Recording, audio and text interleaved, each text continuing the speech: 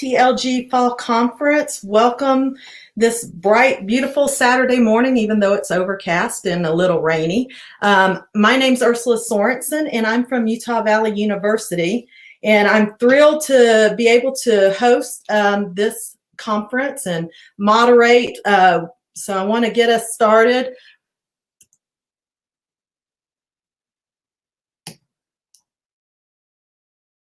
Hopefully you can see my, I hope you can see my screen because I can't see it.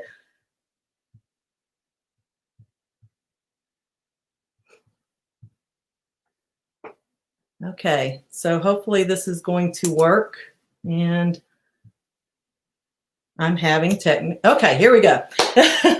So hopefully everybody's being able to see the screen. If someone can reply back. Oh, okay, good. Now you see it. So this is where I'm going to need you all to enter your proof of attendance by 1 o'clock today. So you can either use the bit.ly or you can use the QR code, and all it will do is it's going to take you to a Qualtrics survey, and you're going to enter your full name and your email. And so make sure that you're entering the correct email, because this is where we're going to send you your certificate of attendance. And that way, if you are registered for the Reimagine teaching program through UEN, you can upload that certificate into the form once that is available on their website. And I'm not sure when that's going to come live. I've been watching it and waiting. But so you're going to have to keep on checking. That needs to be entered as soon as that form becomes live. So be looking at that Reimagine Teaching website address for entering your form. So there again is your QR code. There's your bit.ly. And we will post this in the comments section of YouTube throughout the conference. But again, please make sure to do this by 1 o'clock today.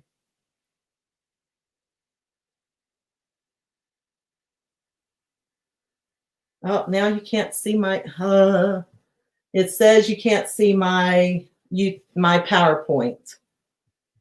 Lovely. Okay, we'll try it again.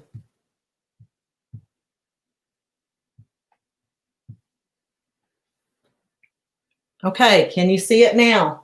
Okay, you got it. Okay, and then, so again, here is the bit.ly, there's the QR code. So please, again, make sure to enter bit.ly, utlg.-conf. And Trevor, if you could put that into the comments section of YouTube so people can go to that, or you could quickly take out your phone and it'll take you right to the Qualtrics link if you aim it with your phone. And so I'm going to introduce Ms. Imad. She is from Pima Community College, and I'm going to turn the time over to her so she can introduce herself.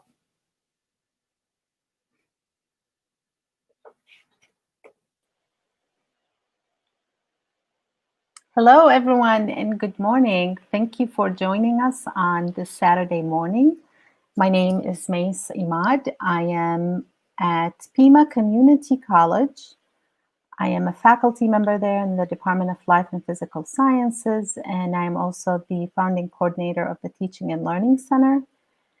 And my background training is in both philosophy and in neuroscience. And for years, actually, throughout my academic career, I've been interested in trying to understand the connection between emotions, between stress, our self-awareness, and our ability to learn. So what I want to share with you today, I want to share with you a framework that centers around our understanding of trauma and how do we continue to teach when we are living in the middle of a pandemic, and I call it turbulent times. And so I invite you to put your questions into the chat. I invite you actually to use the chat to make comments, to communicate with your colleagues. You will receive the PowerPoint, you will receive the recordings, and you will have my information to contact me if you have any questions. And so let's begin. I'm going to share my screen with you.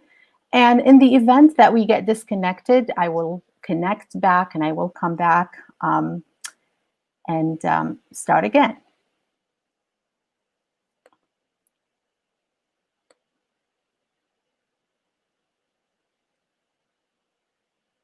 And so to the organizers, I'm going to share my screen. In the event you can't see me, or you can't see my PowerPoint rather, since I can't see the screen, I'm just going to ask you to unmute your mic and let me know.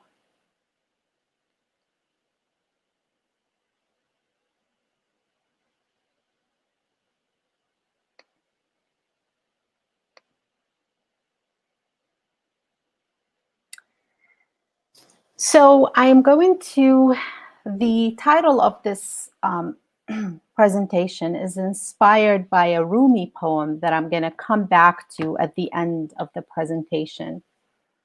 What we want to do today, so here's my email and here's my my Twitter. So feel free to contact me with any questions you have. What we are going to do today, we are going to briefly talk about the neuroscience of traumatic stress as it relates to learning.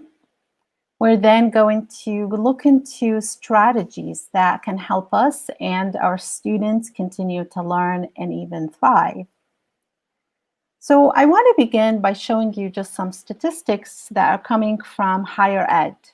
And this is from 2019. And it's from the American College Health Association in combination with collaboration with the National College Health Assessment. And what they showed is between 2007 and 2017, there was almost a 2/3 increase in the diagnosis of clinical mental health. And I should also say that this is not unique to the United States. It is something that's been documented by the World Health Organization. And it's also not unique to post-secondary education. In fact, we know that the CDC did some reporting in 2009 and 2010 talking about mental health as the next public health crisis, if you will, among adolescent students. And so all of this to say that our students were struggling before March 2020. And we're starting to get data that, unsurprisingly, their anxiety and loneliness and struggle are being exacerbated by the pandemic, by the current state in our country. So this is an example from Active Minds, which is a nonprofit organization that looks at students' mental health. And back in April, they surveyed students, and what they saw is, as you could see where the arrows are showing, that that the stress and anxiety, sadness and loneliness are increased among students. And more recently, the Hope Center for College, Community and Justice released a report where they looked at almost 40,000 students, and they found that 3 in every 5 students were experiencing basic needs insecurity. And so this is specifically, they looked at food insecurity, and they looked at shelter insecurity. And again, not surprisingly, that there is a racial gap between Black and white students.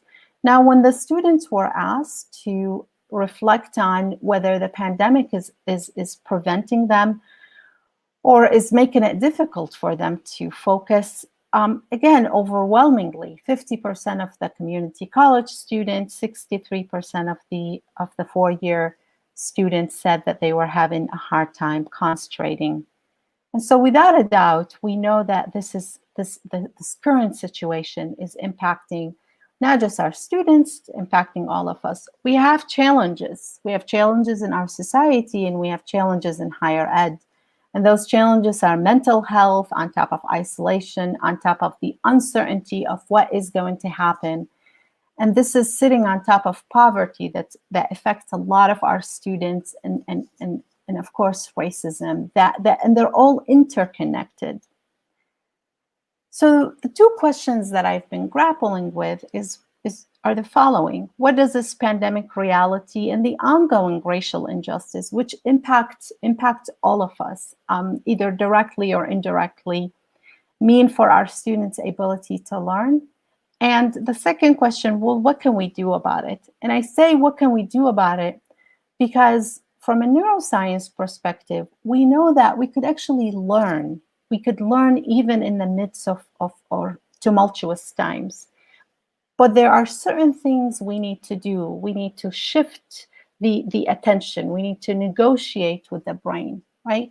And so this is the purpose of this presentation, to talk about the brain and then to give you some tools and invite you to come up with your own tools that center around trauma-informed teaching and learning.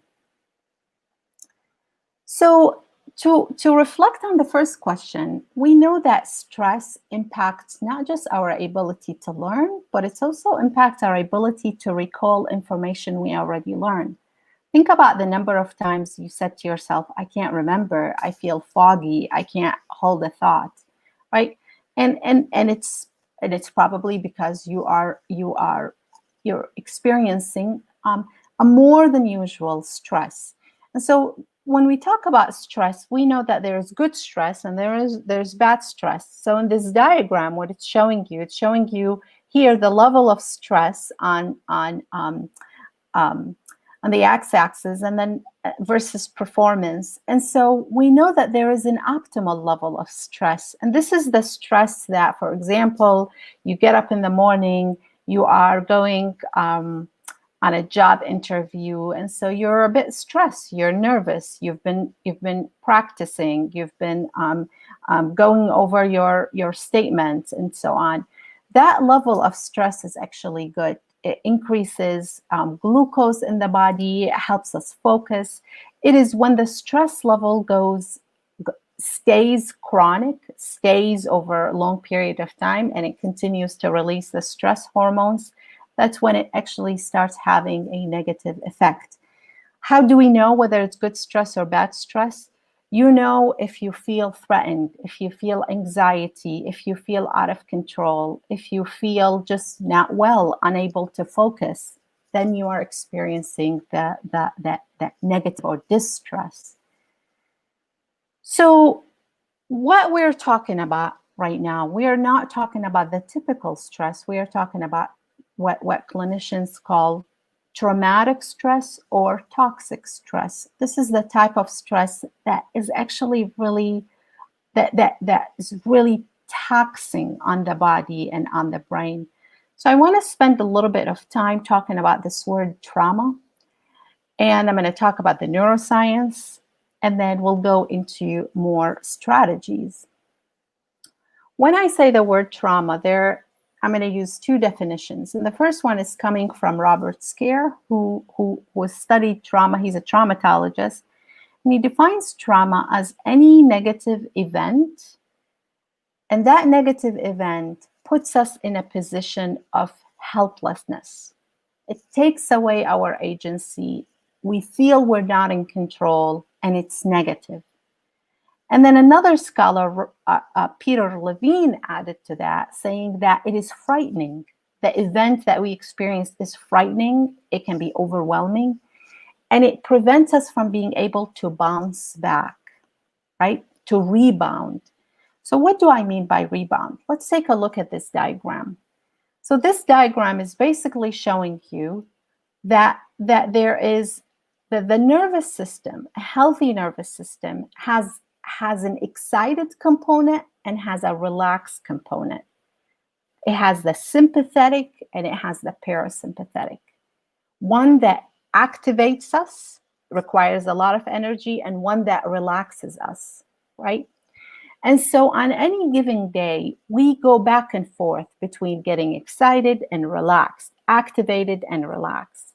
And this dance, if you will, right? Or this harmony between the sympathetic and the parasympathetic, and the ability to bounce back or rebound after we got excited, for example, it's considered the normal range, right?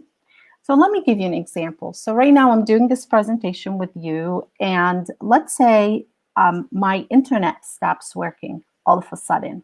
Well, I'm going to get nervous. I'm going to get nervous. I'm going to start sweating. My heart rate's going to go up. And so I'm going to go up the hill. I'm going to go up on this diagram because I'm getting excited, my sympathetic nervous system.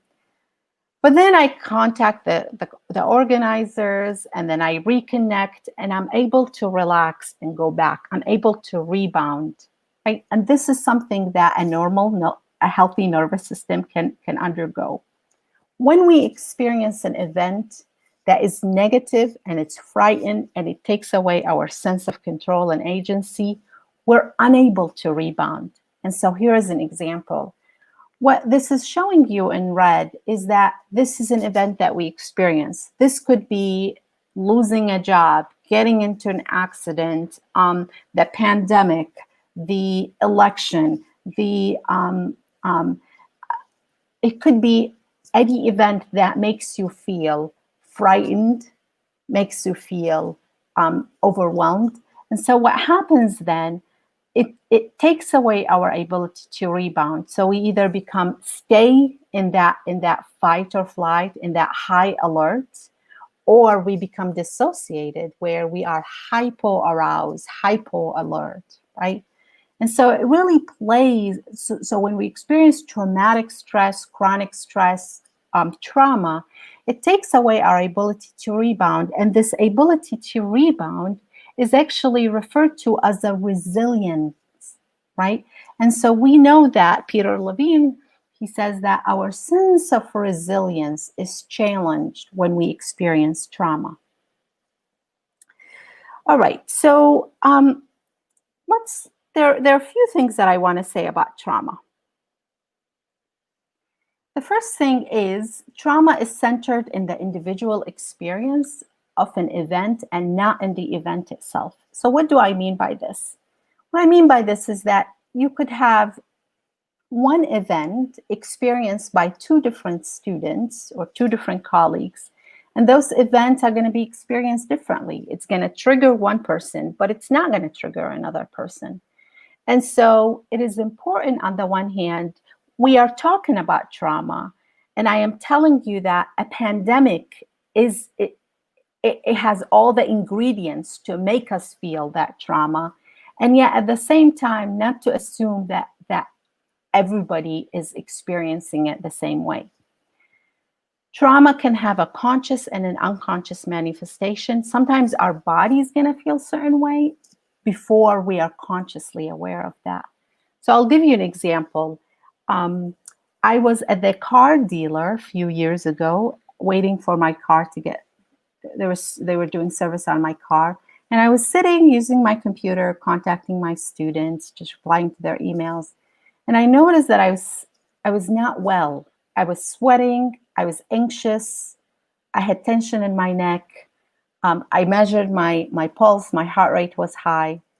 And I didn't understand. My body was experiencing something that was making it scared, right? But there was nothing around me that would do that. So what I did is I closed the computer and I closed my eyes and I just tried to tune in, right? And what was playing in the background, it was the news, and they were replaying the sounds of gunshots. Some news that happened, there was shooting. And so here's a case where my body experienced it at a subconscious level. The processing, my neural network recognized that is dangerous, and my body reacted. And the third point I want to make right here is that trauma does not have to be violent or abusive. And so getting into a car accident is traumatic, but sitting at home, watching the news, and reading what is happening, or reading the news, getting the number of people who are dying, the number of people who are being evicted, that can also be traumatic. That could be a second, that experiencing it, not directly, but vicariously experiencing that trauma. So it all has to do with the brain. The way we define any experience, including a traumatic experience, lies in the nervous system. And it lies in the nervous system, and we are programmed, we are hardwired. There is an evolutionary conserved mechanism that keeps us alive, right? So we have an instinct to survive.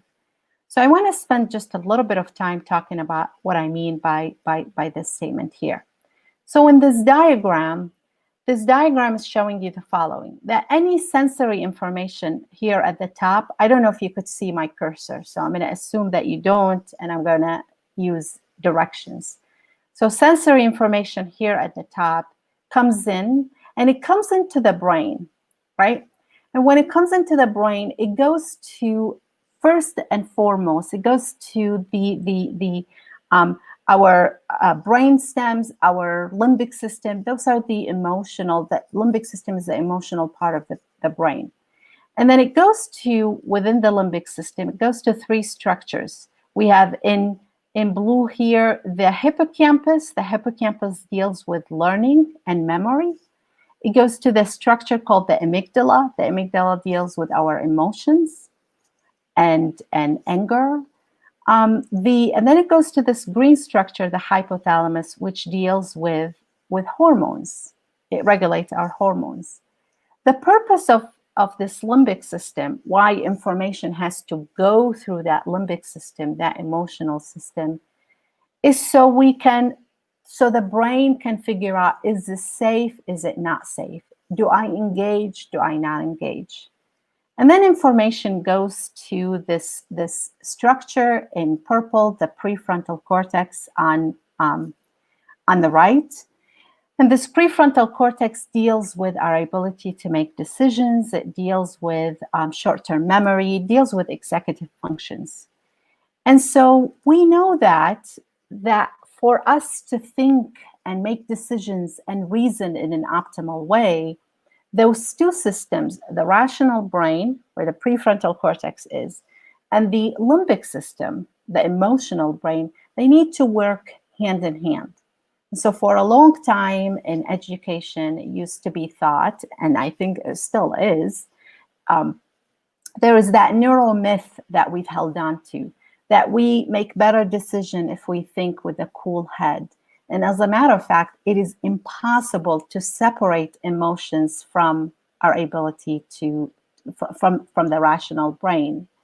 And so, in fact, Antonio Damasio, who is a neurologist, a neuroscientist, he's worked with patients that have struggled to make decisions. And what he found over the years is that they've had damage, neurological damage to their limbic system. And so Damasio says that we are not thinking machines that feel, rather we are feeling machines that think. And it is those feeling machines that become a gateway to our ability to learn. And so Damasio and Mary Helen Muradino-Yang, who was his postdoc, they published this article underscoring the importance of feeling in the learning process.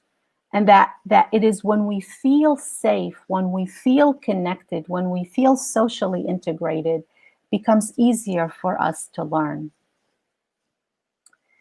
So let's take a look at what happens when the limbic system senses danger. And specifically, it's this structure, the amygdala. And so when the amygdala senses danger, and I want to highlight that a lot of times we are not conscious of it, right? So the brain, again, is scanning the environment all the time to figure out whether it's safe or not safe. But when the amygdala senses danger, it's going to send communication to the hypothalamus. And it's going to tell the hypothalamus there is a threat. And so the alarm system is now activated. And the hypothalamus is going to release hormones. And those hormones are the stress hormones. Now, those stress hormones are going to go everywhere in the body. So they're going to put us in an alert system. We're going to either fight or flight or even freeze to conserve energy or dissociate. This mechanism of fight or flight or freeze, this is a mechanism that is good.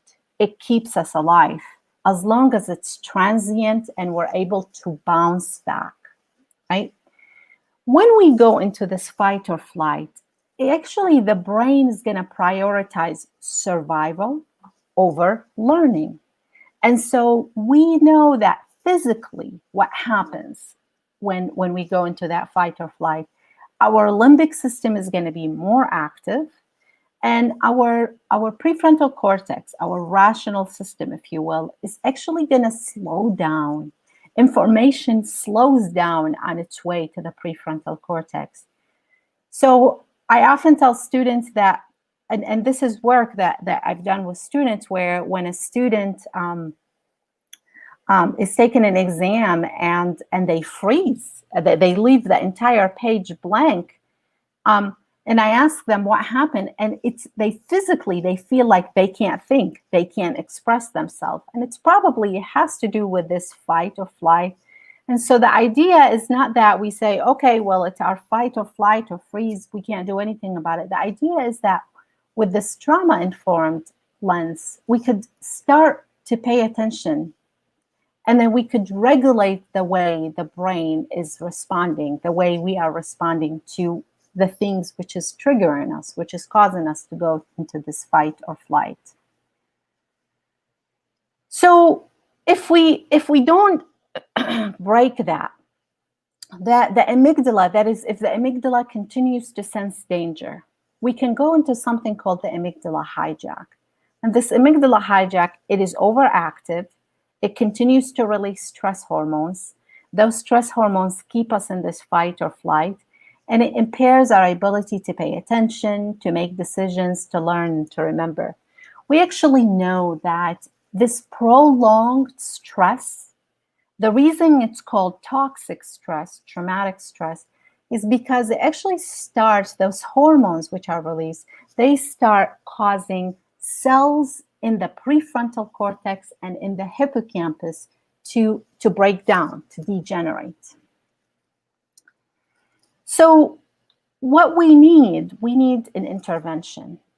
We don't just get over the stress or the trauma. It impacts the structure in the brain, and we need an intervention. And the intervention that I want to talk about is this trauma-informed lens.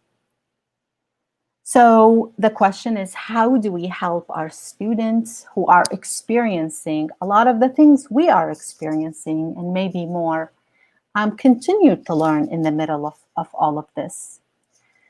So, but before that, I want to say something that my teacher is always, my mentor always says to me, which is, you can't give what you don't have. And so to that point, I want to first pause right here and invite you to reflect on how you are feeling right now. And so I'm going to ask you to put into this, go to menti.com. And I'm going to give you a minute to answer this question with this code. And if you are unable to go to this menti.com, I invite you to put it into the chat. And this is an exercise that we're going to do twice, and I'm going to show you the results at the end.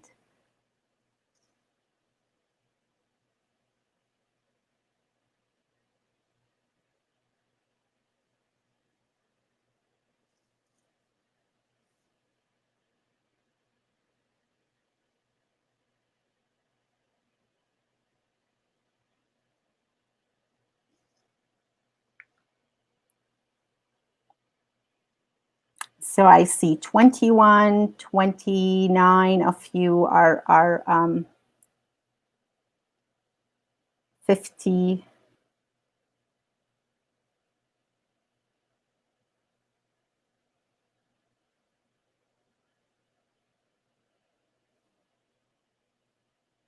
Just going to give you a few more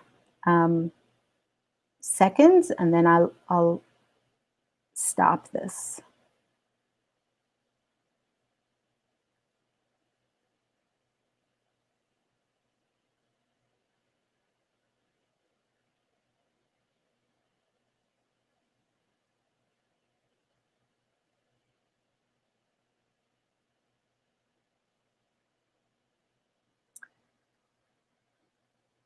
So one of the trauma-informed tenets, or the trauma-informed philosophy, is that it is really important that we are in tune with our own feelings, right?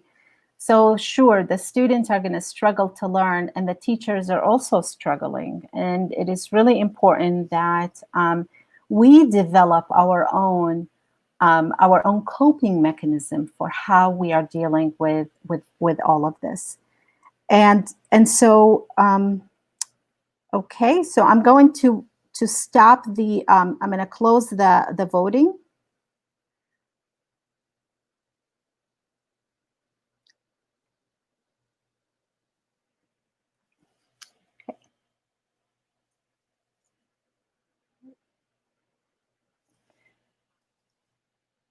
So what I want to share with you right now, before we go and we talk about the students, I want to share with you, and I say, what is your coping mechanism? I want to share with you as a teacher, as a caregiver, what are you doing to take care of yourself?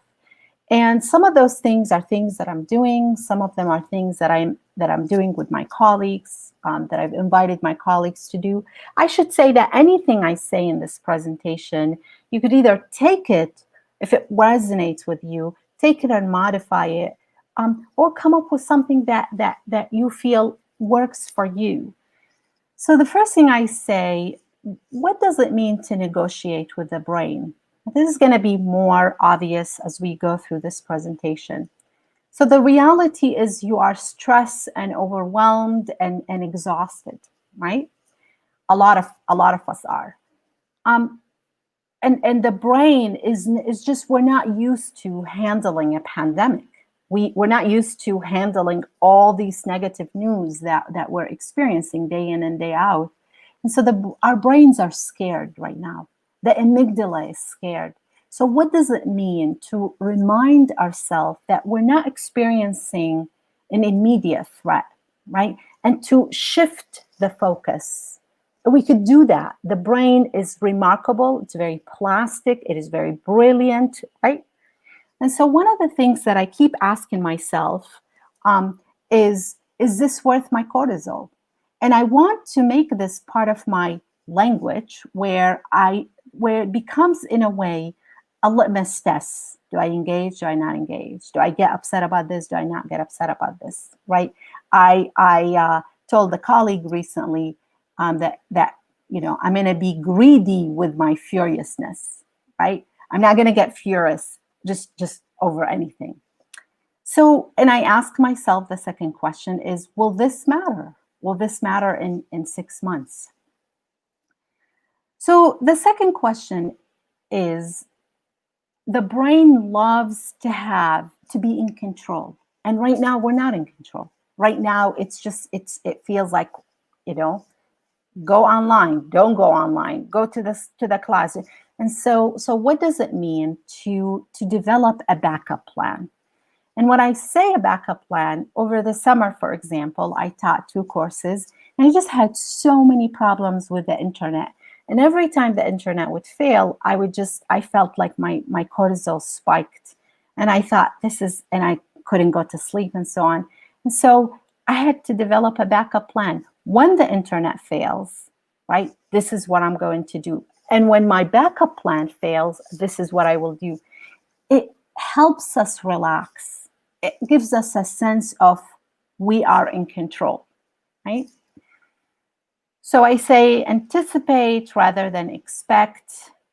It's really important to whatever makes you feel normal, hold on to that, right? And I say pay attention to it and hold on to that. And it could be something as simple as getting up in the morning and drinking a cup of coffee and talking to somebody on Zoom that you normally drink coffee with at the break room at work.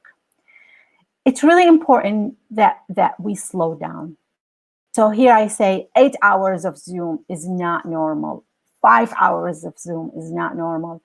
What happened when the pandemic hit, I think a lot of us lost that boundary between work and home.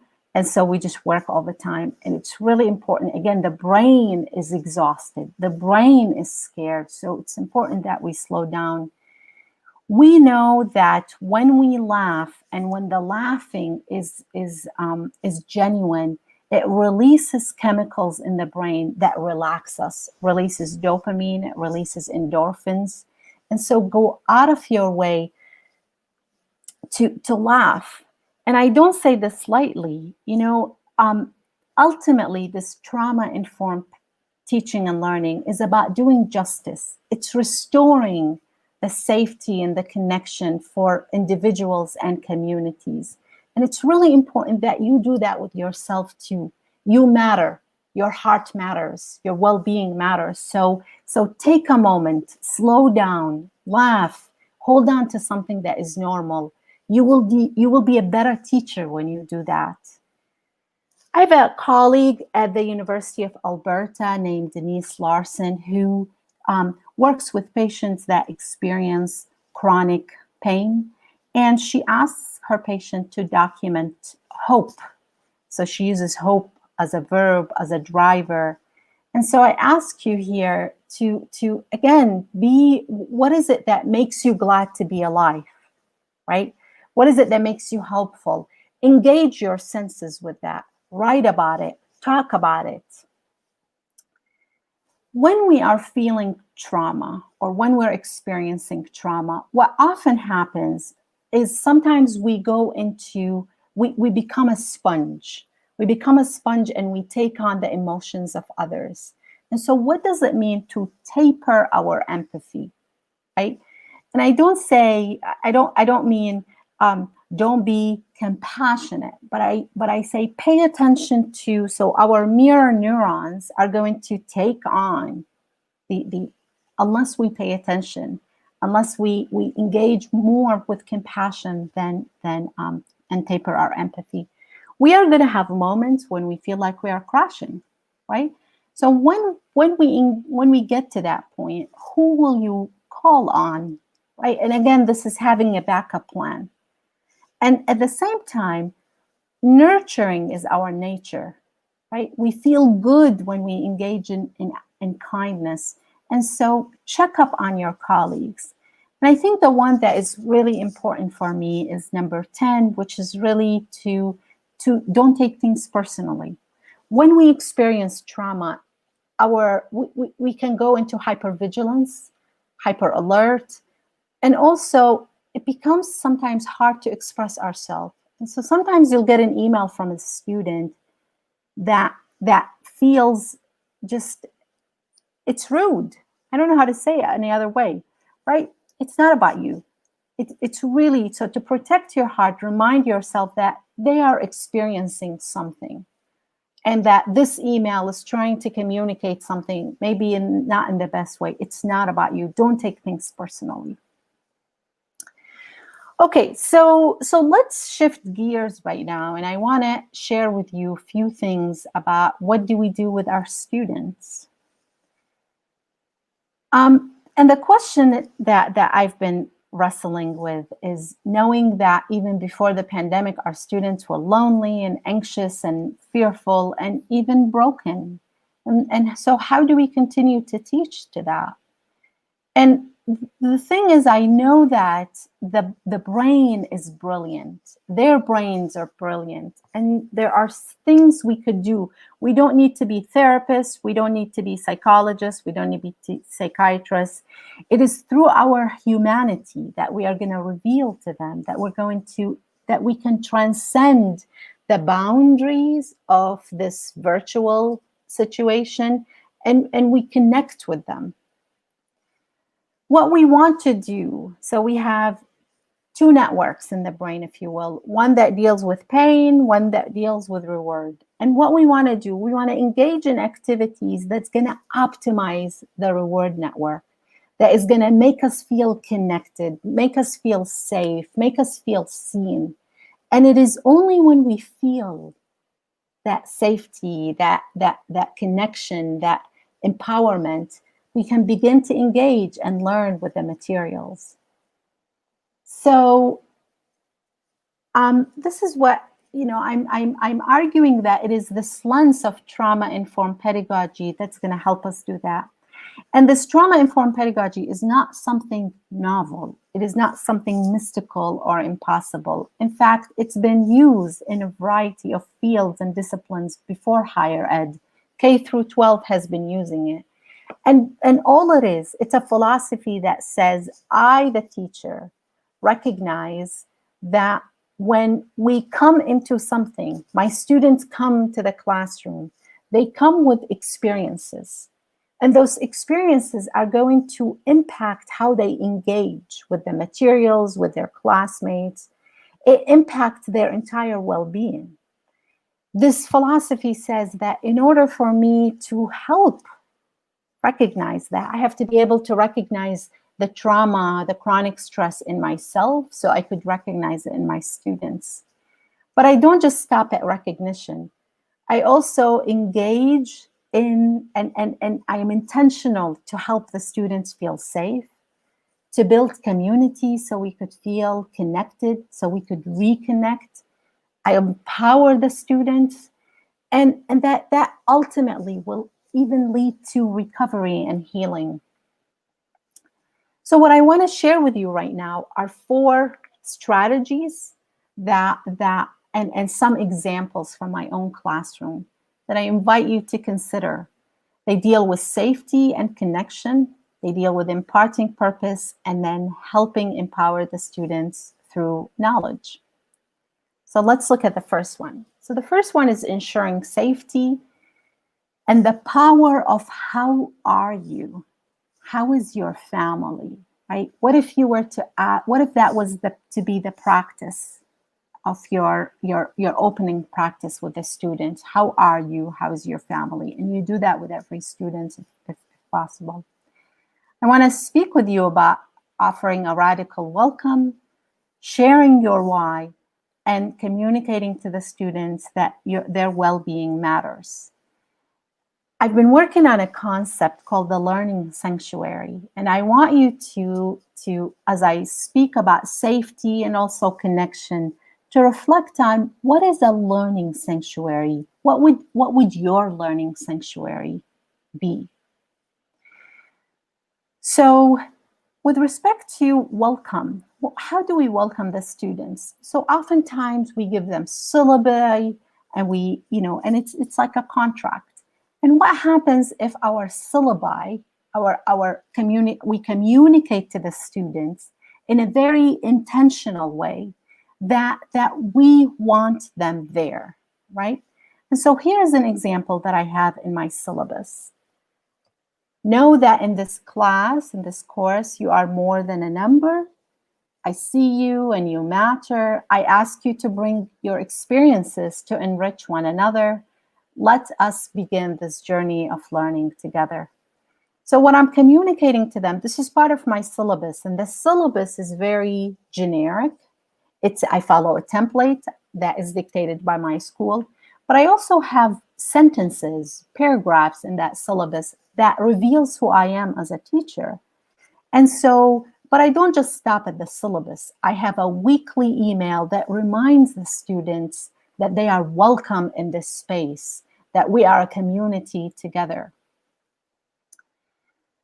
So it's really important to remind ourselves and communicate to the students why we do what we do. Communicate our passion for teaching to the students. So here's an example where in my one of the discussion, I talk about why I love teaching. I say I lose myself in the classroom, that this is something that I love. And I remind the students throughout the semester to connect with their sense of their why. And then their well-being is really important. I think a lot of times we in higher education, there is this assumption that students can leave everything behind and come into the classroom. And the reality is that we can't. We can't do that. And so when you have the opportunity, remind the students that you care about their well-being. I'm going to share an example of an email that I sent to the students over the summer. where I said to them, as I type these words, I recognize that the current situation in our country is causing many of us to feel a host of emotions, hurt, grief, fear, and trauma. And then I said to them, please know that I support you and I stand in solidarity with you. So what I'm communicating to them right now is I don't expect you to leave things behind, that these things matter. And you could come to me. I will support you. I stand in solidarity with you. It's important to remember also that when we talk about safety, it's not a one size that fits all. So my perception of safety is going to be different than yours, for example. And so what I do is I always rely on the students to tell me if I'm doing or not doing something that is making them feel excluded. So this is a practice that I've done over the years, where at the end of every week, I just send them with one question. It's optional, it's anonymous. And I say, is there anything I am doing or not doing that's making you or your classmates feel excluded? And I have to say, I've attended many sessions on inclusion and diversity and active learning. This exercise has been the most rewarding for me, because the students come back and I tell them why I do this. You know, I say that I am human and I come with certain biases, and implicit or explicit. And I want you to help me catch my blind spot. It will help me become a better person and a better teacher.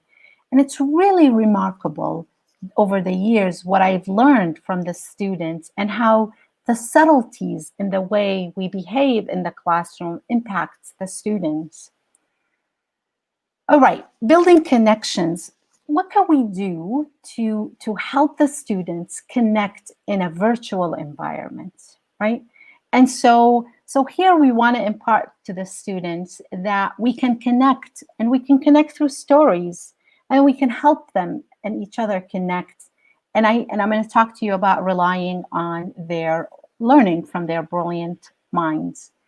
And so here I want to show you a drawing that was done by former students, and in it she's showing the students marching. It's a graduation, and I want you to pay attention to the pavement that she put the word hope in there. And there are people playing music there. That's a marching band, and there is the sun there. And she talked about the community, and it reminded me how sometimes when we are struggling, we can breathe together in that community, and it's that togetherness that can give us a sense of breadth. So when we build connections, the brain loves stories. It really, there's a beginning, there is an end, there's suspense, and so we connect through stories. And what happens if we tell stories? If we tell stories that are the challenges that we've been through, that we are going through. So for example, I tell the students about my academic struggle, and I tell the story of what happens after my first semester in graduate school and how I was placed on academic probation and what that did to my self-esteem and so on. But I also talk about what my classmates did and how they helped me, right? The students will see themselves in those stories, and it will also encourage them to tell their own stories. So we want to build a relationship. We want to foster safety, build a relationship between me and the student, and also help them connect. So I say facilitate relationship among your students, encourage them to check up on each other if appropriate, and if they feel comfortable to do so. So one way I encourage them to do that is at the end of the syllabus, I put the following paragraph set of questions. How can I help you succeed in this course? And then I don't stop there. I say, how can you and I help our classmates succeed in this course? And so what I'm doing there is I'm telling them that I have a relationship to you and a responsibility to each other, the you and I, but we also have it with our classmates. And over the years, I've done these exercises where I say, write a letter to a classmate that's struggling. It's all anonymous, right? And then I have permission, and then I share it with the class, and there's an instant sense of belonging, and that I am being seen, that I matter, that my classmates care about me. It's important to remind the students that we are social creatures, that our well-being and our ability to learn depends on being part of a community, and that having that sense of belonging.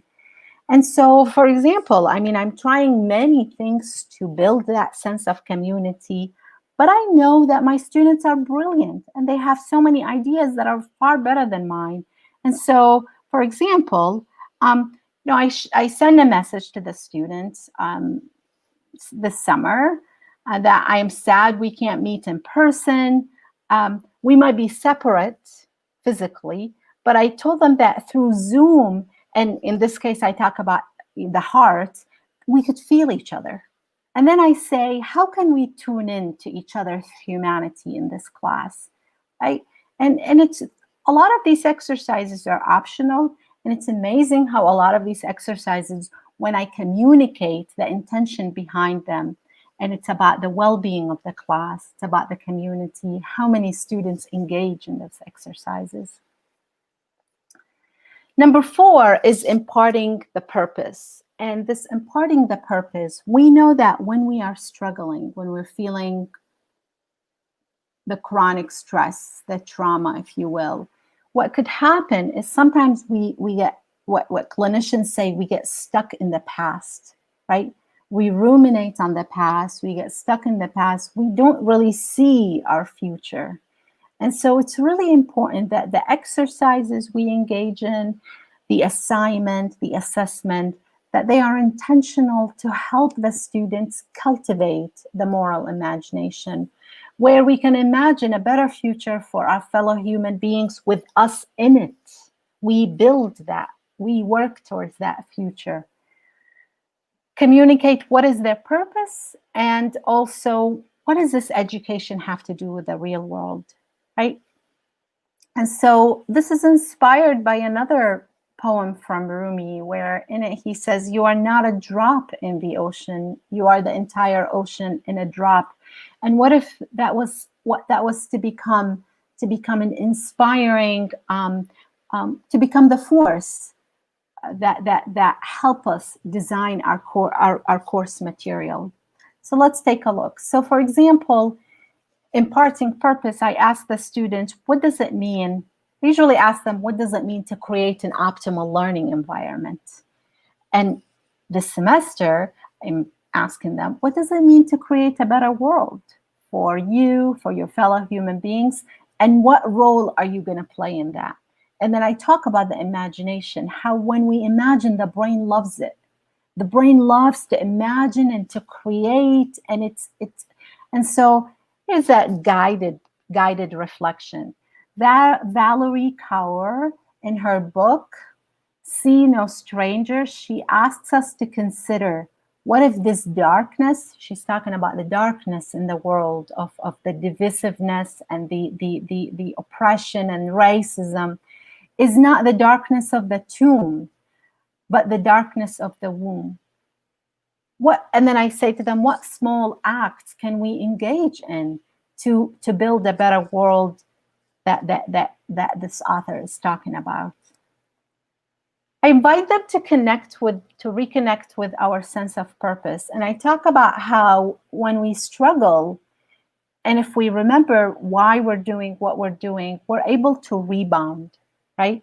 And what is that sense of purpose? So the exercise that I do is actually, it's inspired by a comedian / motivational speaker named Michael Jr. And there's a 3-minute YouTube video. It's called What's Your Why?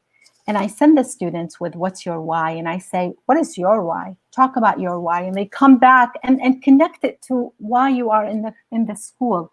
And it's remarkable how over the years, students almost always come back and their why is connected to the community, They want to finish this so they could help their community. They want to become a better this so they could help their community. So it's important to remind them to do that.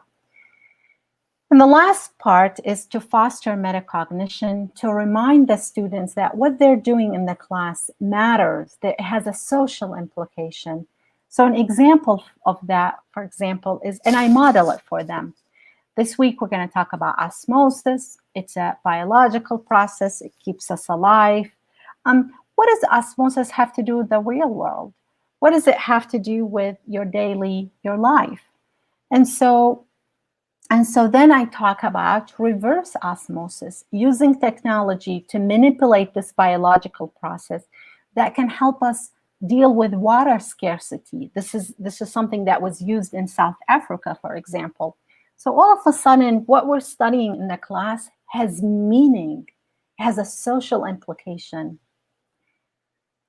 All right, so the last point, the last strategy right here is to help students learn about the biology of learning, about stress. And so I say empower them with knowledge. I'm going to talk about pedagogy of interiority, normalizing the struggle, and to teach about the brain and stress. So think about the last time you were feeling a certain way and you didn't know, and you were irritable, you were stressed, you were not motivated, you were all of the above. And a colleague said to you, you're talking to them, and they said to you, well, of course you're feeling this way, right? And they explained to you that why you're feeling this way, and that sigh of relief that you had. A lot of our students don't know why they can't feel motivated. A lot of our students don't know why they can't remember, they can't express themselves. And what they do, they internalize that. It becomes about, I must be stupid, I must be lazy, I must be this, where in reality, it's their physiology. And so when we empower them with knowledge, we're not saying, okay, go have a free day, but we're saying that have compassion for yourself. Now, let's negotiate with the brain. So I say, at the heart of this is getting to know ourselves, and what does it mean to help the students be comfortable with who they are? I say the home within. And so one exercise, a reflective exercise that I do with the students is I talk about the Persian poet Rumi. And in this exercise, I ask them that in one of his poems, he says, only from the heart can you touch the sky. And I say, what does it mean? What does he mean? And how can we connect with the inner world, our heart, so we can touch the sky? It's really important to validate the students, to normalize their struggle, to give them voice, to not trivialize that what they are going through is really is a lot. And so, for example, and to allow them to communicate that. And so over the summer, I had a student that was really struggling, and finally she was able to say to me, I just can't do this. I'm really stressed out. And I celebrated that. I thought, good, she recognizes that. And so, of course, you are stressed out. I'm glad you recognize it. Thank you for sharing it with me. What can I do? How can I help? And then the last part is, I think it's really important to help students pay attention to how they are feeling, and to be, because when we start doing that, we can start negotiating with the brain. So an exercise that I do is you could do, how are you feeling, right? Or tell me how I can help. Or you could even ask them, do you know when you're stressed out, right? Do you feel it in your body? Does it help you concentrate or remember? And then I guide them through that to get to a point where, what can we do about it? All right, so those are the strategies. I want to wrap up and come back to something that we started with, which is how can we teach to the lonely, to the fearful, to the broken, but the students are also inspired, and they are brilliant, and they are hopeful, and they want to learn, right? And so we have challenges that I talked about, but we also have opportunities. We have this awesome responsibilities as educators to forge a post-pandemic education that works for all. And I want to talk to you, with you about those opportunities. Leveraging the guiding power of pain. In the West African tradition, pain is seen as a sign. They don't, the doctors, the healers, they don't numb the pain. They actually take the pain and listen to the source of that pain, right? And so what does it mean to leverage that guiding power of pain? We are in pain, right? I'm inspired by this poem from Khalil Gibran. He says, pain is the breaking of the shell that closes our understanding. And so what does it mean to reframe, to renegotiate, to negotiate with the brain? The word for pain in the Arabic language and the word for hope come from 3 letters. They are the same 3 letters. And how you position those letters either gives you pain or hope. I love this cartoon. So those are the 3 letters. And this letter in the middle is trying to negotiate with this 3rd letter and saying, come right here, because it's this reframing that helps us see a glimpse of hope in the pain that we're experiencing. And it is this pain that can help us polish our empathy. So Naomi Shihab Nye says, before you know kindness as the deepest thing inside, you must know sorrow as the other thing. You must wake up with sorrow. You must speak to it till your voice catches the thread of all sorrows. So we have an opportunity to evolve in our humanity, to polish our empathy. And this goes to this cultivating of the moral imagination that, and what inspires all of this is love. The Jamaican philosopher Sylvia Wynter talks about at the root of everything that she writes about is love. The rule is love, is what she says. And when I say love, here I'm going to use 2 definitions. James Baldwin, he says that love doesn't begin and end the way we seem to think it does. It's a battle. It's a war. It's growing up. And I think educators can model this growing up for the rest of society. And this other definition comes from the Sufi tradition, where love is not an emotion. It is truth transcended onto our realm. So Umayd Safi says that love is an oceanic wave that pours through you. And when it pours out of your heart, out into the public square, we recognize it as justice. And to that justice theme, I want to say that we as teachers I want to invite us to engage in small acts of resistance. This is inspired by 1967 Beyond Vietnam speech from Dr. King, where he calls on society to go beyond, where he reminds us that we are confronted with the fierce urgency of now, and that in this unfolding conundrum of life and history, there is such a thing as being too late, and we don't want to be too late. So there is no time for apathy or complacency. This is a time of vigorous and positive actions.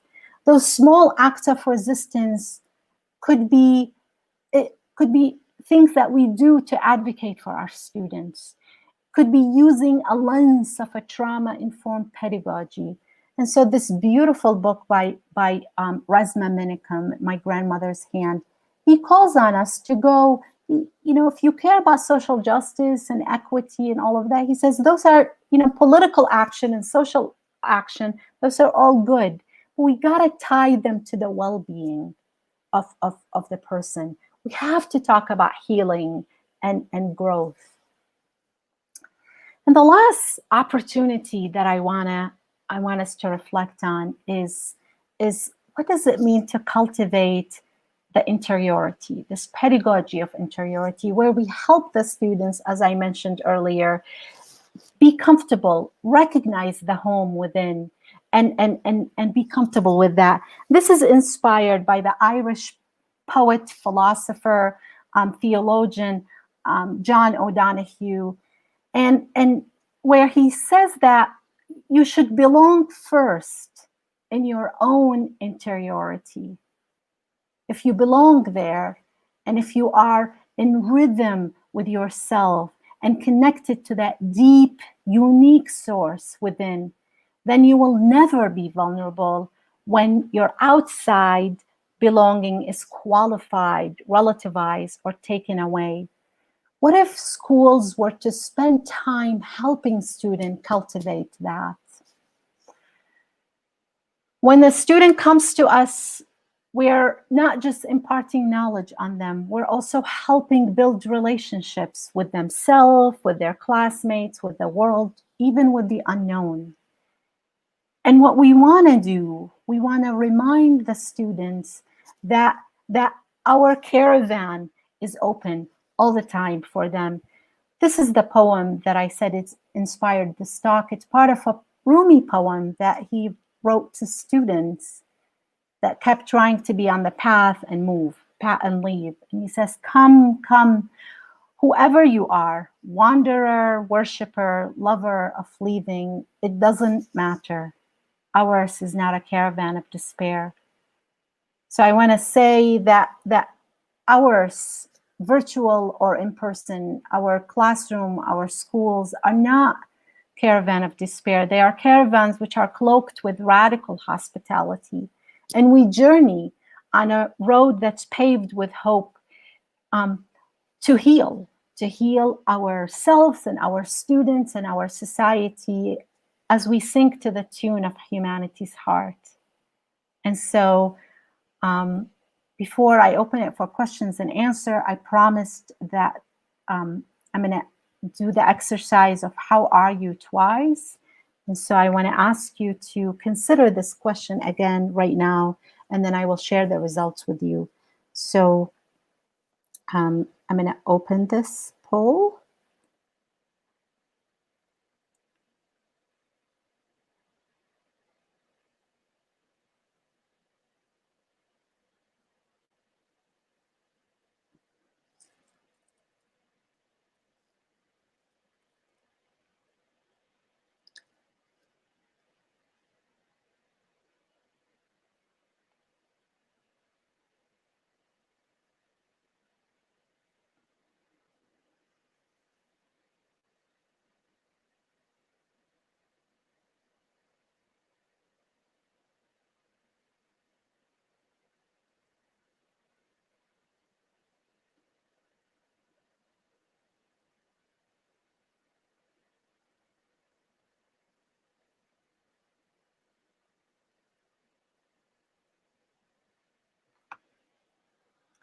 So we have about, I'm going to give you about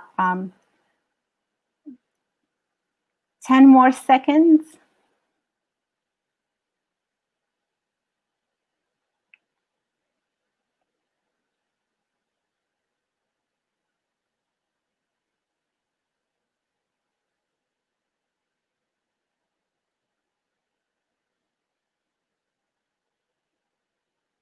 All right, and while you are doing this, we are going to, what I want to show you right now is so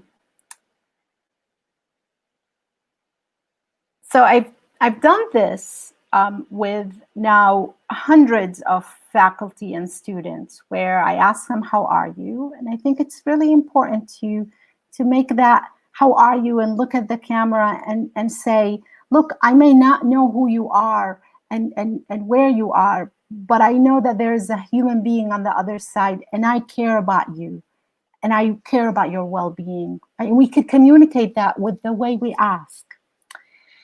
So I've done this, like I said, with hundreds of students and faculty.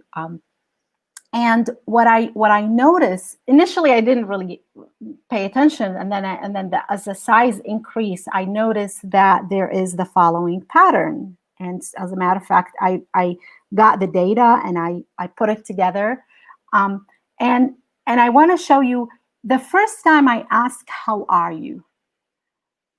Almost always I get a word cloud that looks like this: tired, stressed, exhausted. Usually the word overwhelmed is there, almost always, right? And the second time I ask, how are you? I get hopeful, inspired, motivated. The word tired is still there, but what is central is the word hopeful. Now, the point I want to make, does that mean that the first how are you is not true? No, that's a reality. You are feeling tired and overwhelmed and exhausted. And you're also able to feel joy and hope, and you're inspired. And this trauma-informed pedagogy can help us negotiate with where we put the focus on, right?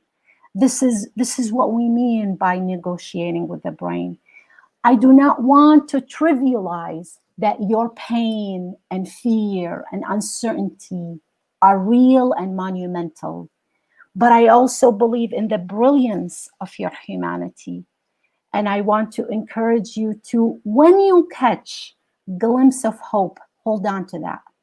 When you feel beauty in you, around you, hold on to that, right? Because it's that is going to help us grow as humanity and as,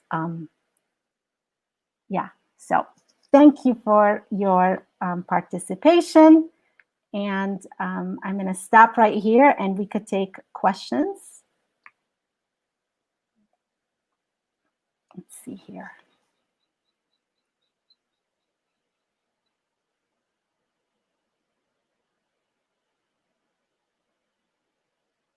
I'm going to show my face. Stop sharing.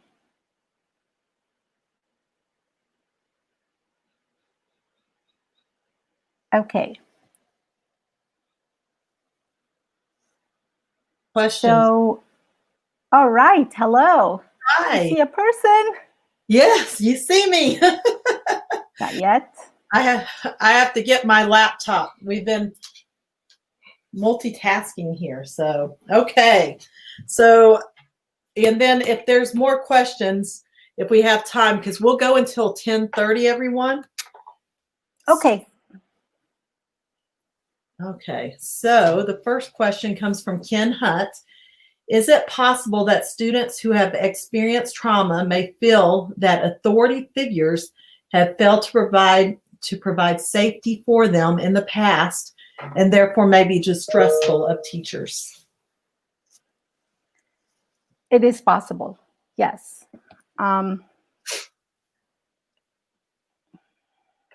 When we experience trauma, whether it is right now I'm experiencing it or in the past, what happens, we tend to be hypervigilant. We tend to be, I'll tell you about me. When I'm experiencing trauma, I notice that I am paranoid, right? My sister asks me, how are you? And I think, why did you ask it this way, right? And I have to catch myself. Now, when we're dealing with children or students, they're not going to be able to catch themselves. So what we want to do is we want to be intentional, repetitive, to convince them. We have to convince them that we are on their side, right? So, and I believe we can. I believe that because I believe in our mirror neurons, right? Right now, I hope you could feel, I'm looking at the camera, I'm looking at you. I hope you could feel my heart filled with joy that I am connecting somehow with colleagues that care about the students, and I care about you. We could do that with our students. Words are really powerful. What we say to them, what we write to them. Over the summer, I just experienced a lot of sadness that I couldn't be in the classroom. So one of the things I did was I asked the students if they felt comfortable to give me their address, and I just mailed them seeds of flowers. And I said, plant your own garden. Those little seemingly just, they don't matter acts matter to the students. Right. That's wonderful. Okay, so we have another question. So this is from Justin White. Thinking inclusivity for students of faith backgrounds, much of the trauma and subsequent revitalization discuss coping, where they get validity from, etc., is often tied to spiritual elements to their lives. I often hear that students of faith backgrounds feel that the coping related help offered by faculty and universities excludes their worldviews. How do you make this space for students of faith in the frameworks of this presentation? Yeah. I also hear that too, and it's you exclude them. So what I say is invite the student to talk about how they cope. So normally what I do in these sessions is I would send the faculty into breakout rooms and I say, come up with your own coping mechanism. Because the 10 things I gave you, maybe they work for me. It doesn't work for you. Maybe when I said to you, laugh, you got triggered. Like, you're like, she's out of her mind. Like, you want us to laugh right now? So it's really important to, you could give examples to the students and also invite them to talk about what helps them cope. When they talk about it, validate them. When they say, I pray to Jesus, I read the Bible, I go to the synagogue, I meditate, I say, tell me more, right?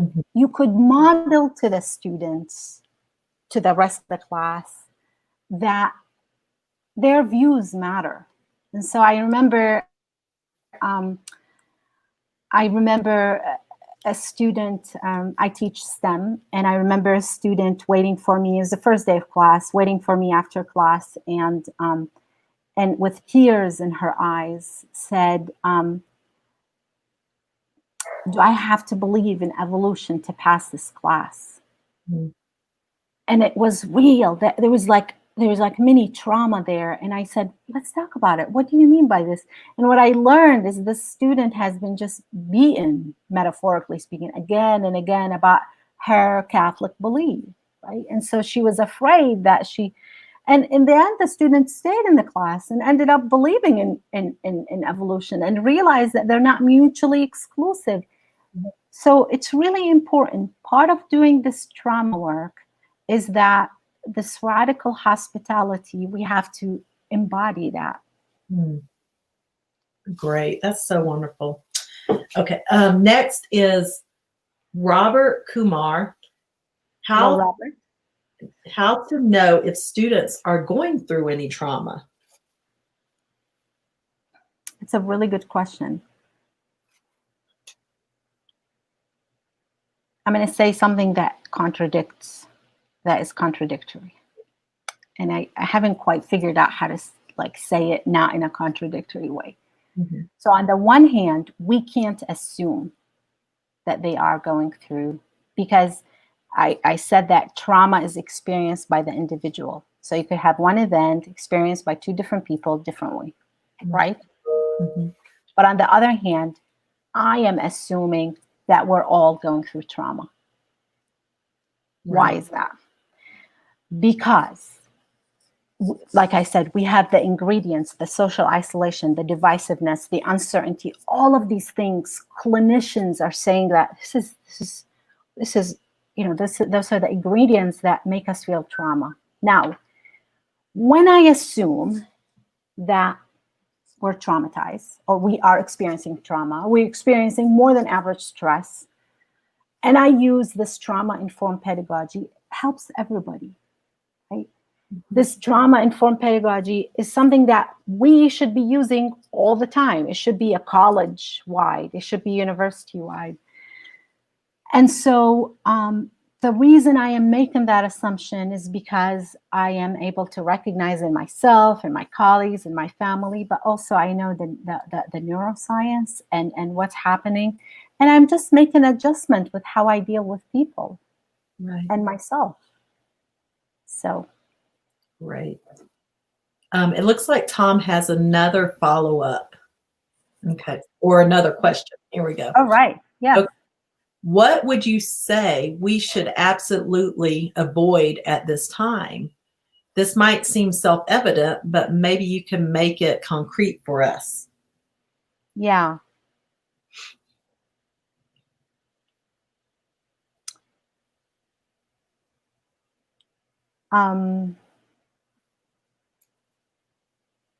There are two things I think of. Number one, we have to be very judicious with how much content. I mean, we should be that way whether there's a pandemic or not.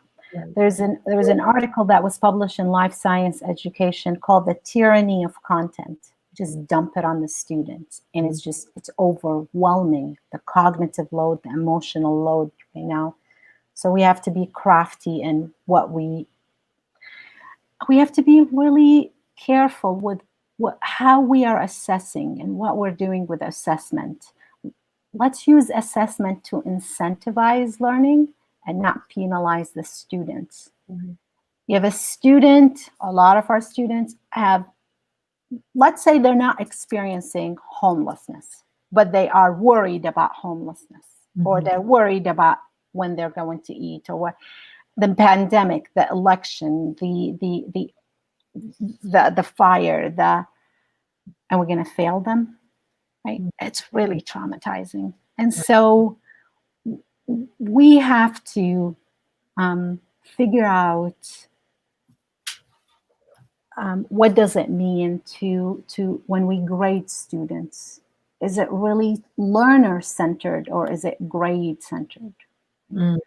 So, for example, I have a course that I teach, and students have a lot of low-stake assessments. So they take 2 quizzes a week and so on. And one of the students over the summer said to me, "Well, if we fail it, can we retake it?"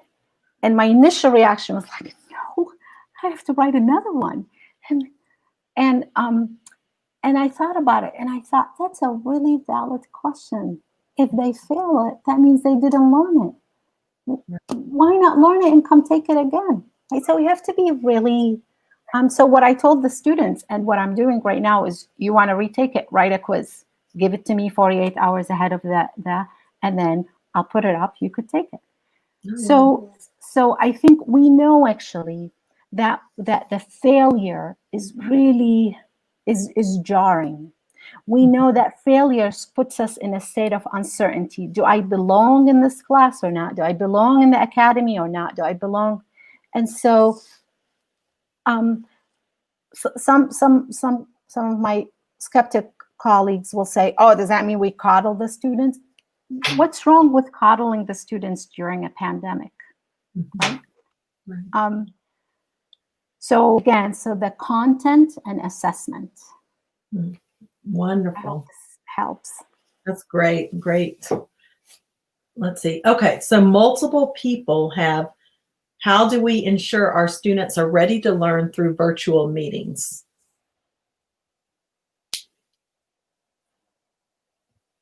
I think someone mentioned that if they don't want to turn their camera on, or how do we connect? How do we help them? So with respect to the camera, I think there's a reason why they don't want to. They're embarrassed. They don't. I mean, I'm sitting right here and I'm like, oh my goodness, I have a double chin, right? But I'm older. I don't. Yes. Right. But for the students, it matters. Some of them live with their families, and so I think what I started doing, I started saying, "Oh, I wish I could see your face. I miss you." And like usually one student would turn on the camera and another one would turn on the camera, and it doesn't stay on the whole time, right? But they, so it's communicate to them why you want to. That it's not the law of your class, they're going to fail, but you miss seeing their eyes. You're missing their faces. Engaging them, right? So in order for us to learn, we got to be engaged. And so how do we engage them in this virtual environment? Tell stories. I noticed that I have an optional Zoom call on Thursdays at 7, and it's usually 7 to 8. It's for the students that can't make it. And I told the students that I said, let's spread a rumor that the 7 o'clock Zoom is so cool. And students started coming, and it's 8 o'clock and nobody's leaving. I love that. And so nobody is leaving. And I am like thinking, I haven't had my dinner. And it's 8:30 and nobody's leaving. And so we have to be crafty in how I think sitting and just talking for an hour the way I did is not good. It's boring. We need to have infomercials. We need to have pauses where we ask students, my tongue is tired, take over. Just right. So it's possible. There's nothing in neuroscience that tells us virtual prevents us from learning.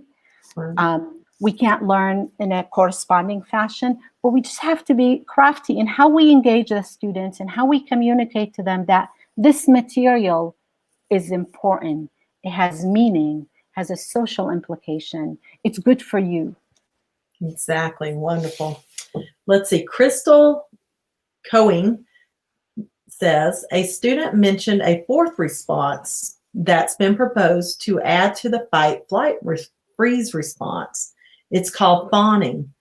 Do you know if there's any evidence to support fawning, or is it speculative? Have you heard of fawning? What's fawning? So she said it's a fourth response to the fight or flight. So I don't know the word fawning. I know that there's dissociate. Oh. There's fight or flight or freeze or dissociate. So this dissociate. So when we freeze, I usually go into freeze when I'm triggered. I just it's bad. I freeze, right? But also dissociate. This dissociate, you just don't engage. You become numb, and it's a system shutting down, and it is a protective mechanism. Okay. Let's see. Oh, someone wanted to know if Menti is free to use in class. Menti is free. It is free to use in class. And as a matter of fact, I'm still learning about it. But the way you do Menti is instead of a PowerPoint, you could put your entire PowerPoint in Menti. And then the students can they have the code and they can click hearts. Like if you show a slide and they like it, they click a heart and the heart will appear in that. It's yeah. Cool. Oh, someone there's a chat on because they texted me here. Fawning they're saying that fawning is trying to please the attacker.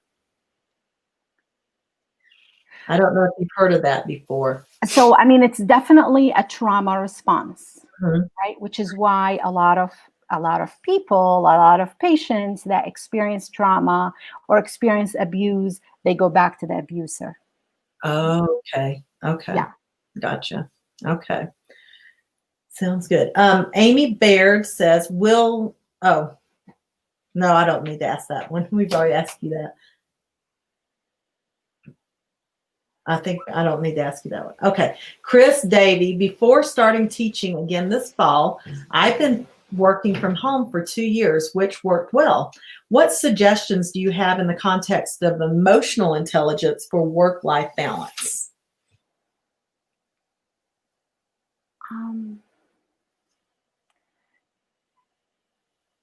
Let's see. I struggle with this one, which is why I can't give what you don't have.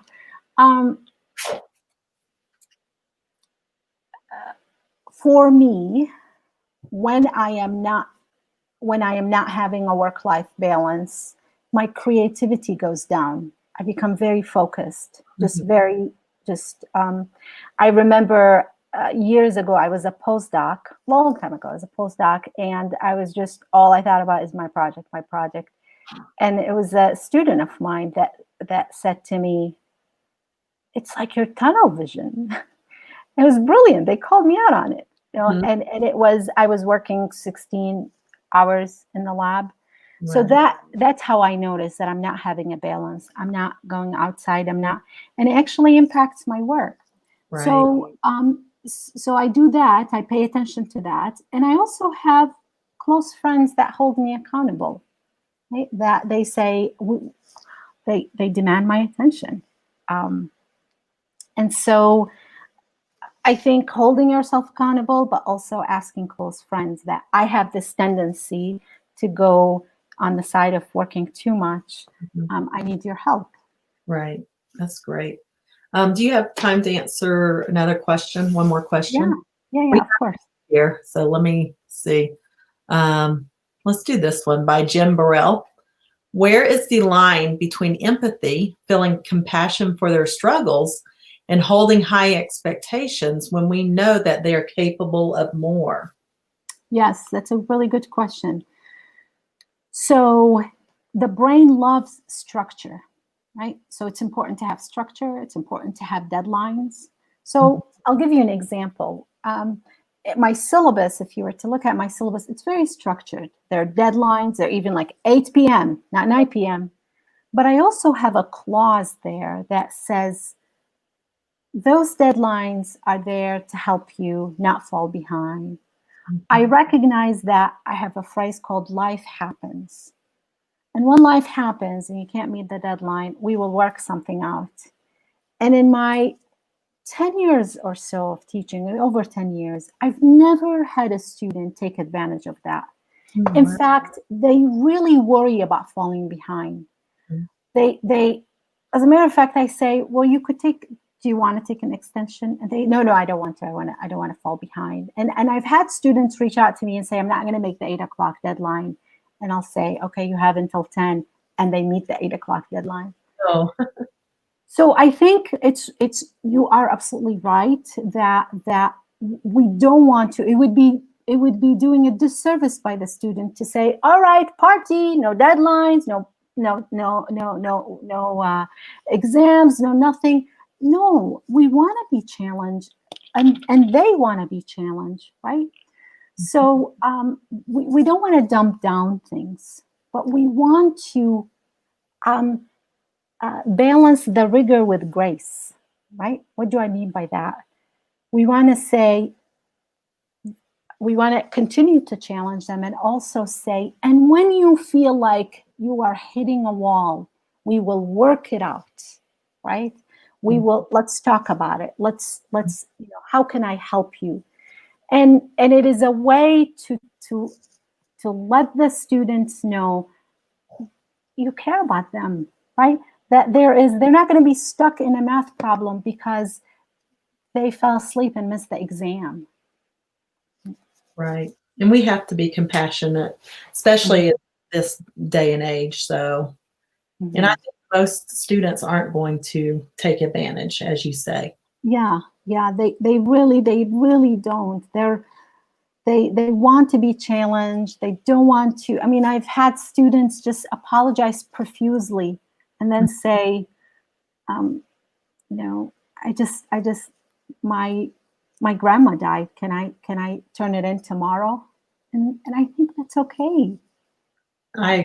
Awesome. Well, thanks again, Maze, for this wonderful, wonderful presentation. And we've got lots of comments going. They've loved the presentation. There's a few questions that weren't answered, but hopefully we got to the meat of them. I think we got through most of the questions that were posed. So again, thank you so much. And everyone, we're going to be putting this on, I'm embedding it privately on YouTube.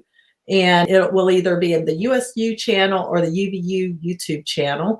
And then I will send you the link after this is all together and we close caption it. So thanks, everyone. And we're going to be returning again in 5 minutes at 10:40 to hear from our next presenter, Liz Rogers. Thank you. Thank you. Thank you, everyone. Thanks, Maze. Thank you. So could I have the, if I want to, am I allowed to watch the YouTube? Oh, yeah, definitely. I'll send you the recording as well. Yeah. Awesome. Thanks again. That was great.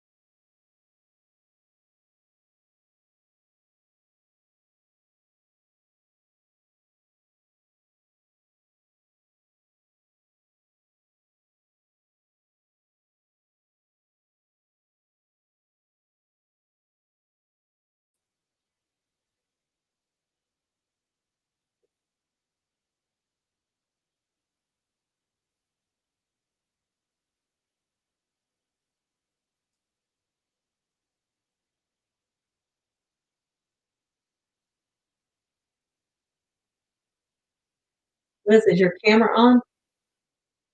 Me? Oh, there I am. There you are. Hey, how are you? I'm good.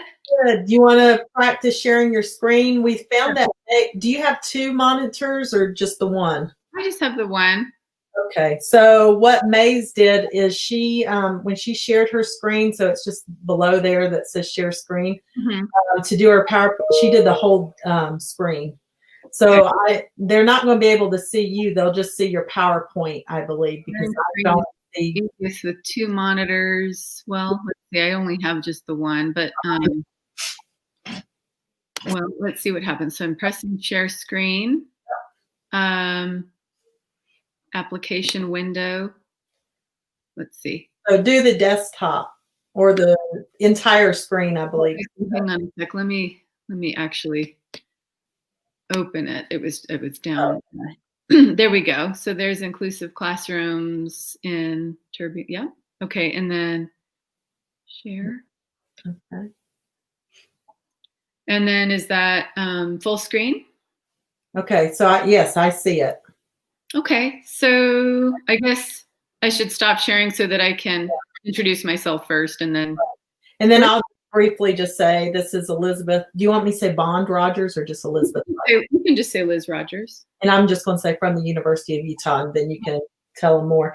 So we will go, we're starting in 1 minute. So we will go till. Do you want to give people any more time since Maze went a little over or anything? Or I guess you said 5 minutes, so. Yeah, so I think we're good. If people go till, I believe that's fine. So yeah, so as I'm presenting, it was great to see all the chatting, but I can't see that while I'm presenting. Right. It's too much because you'd have to have the two screens to see it, because I can follow along. I'll be doing the questions, but we'll wait until the end. So you'll go until let's see, there you are, till 11:40-ish, so about an hour. And then we'll do 10-minute questions. Is that good? Is that what you had planned for? Okay, yeah, I thought it was 10 minutes in the hour. So that's fine. I mean, it'll more about 40 minutes. I thought it was 50 minutes total for some reason. Oh, yeah. I did 11:50. So we'll just start at 11:40. Because it showed, because I thought it was at 12, the other group started. So I thought I was until 11:40 with to 11:50. So 11:50 with questions. Yeah. Okay. So, and then I'll pop in, and like with May's, we had like 15 minutes of questions. And I'm going to try and give 15 minutes because there's not any interaction really. So I'll try. It's fine if we end earlier because we can get the other group in. So yeah, I'm going to plan for about 45 minutes and 15 minutes of talk, and we'll just. Sounds great. Okay, Shelley, let's get started. We're live. Is that what she said? Oh, we're live. Okay. Oh, this is live. Well, hi everyone. Okay. Sorry. Well, y'all got to hear our discussion. This is Elizabeth Rogers, and she is from the University of Utah. I've been able to hear her present before, and I've loved her presentation. So I'm so excited to have her speak to us today. So I'm going to turn the time over to Liz. Great. Thanks, Ursula. Thanks for, that's funny. It was sort of like the bloopers or something. Getting started. Anyways, I'm so glad to be here this morning. I just loved Dr. Imad's presentation just now. I think we all could use some roomy and some calm and just thinking through what we're all going through. And I loved that presentation, and I enjoyed seeing all of your chats and all the questions that you all had. And so yeah, thank you all for being here. My name is Liz Rogers. I work at the University of Utah. I have a joint position in the Center for Teaching and Learning Excellence and the Office for Inclusive Excellence. And I've had the opportunity to work with so many faculty across campus, across disciplines around primarily inclusive teaching strategies and classroom climate, and working with in teaching diverse groups of students, but also working with colleagues and how we can be working effectively across differences. And it's just been a long and exciting learning experience. So I'm excited to share a lot of the things that I've researched and that I've learned about in terms of inclusive teaching and just communicating with each other respectfully and in these interesting and difficult times that we're living in. So I will go ahead and share my screen, and I look forward to the other end of the presentation when we do questions and answers. I'm used to doing the workshops and Zoom where it's very interactive. So the more formal presentation mode is a little different for me. I'm always asking questions. So I look forward to that at the end. So please feel free to, talk with each other in the chat. That is a great interactive piece here. So yeah, thanks for having me. And I'm glad that you're here. I'm grateful to be here with you. I'm gonna go ahead and share and get started. Let's see. Okay, there we go. So I can't see the chats, which is all I can see is my PowerPoint. I wish I could see all your faces, but I'll just roll with it, and hopefully somebody can unmute themselves and let me know if anything's not working. I hope that you can see my screen. So my focus today in following Dr. Imad's presentation on trauma-informed pedagogy is around inclusive pedagogy, inclusive teaching, and some strategies that we can be thinking about in these turbulent times. I think we're all trying to figure out what are these times called: turbulent, challenging, the new normal. Yes, it is a very difficult time that we're doing teaching and learning in right now, and living for that matter.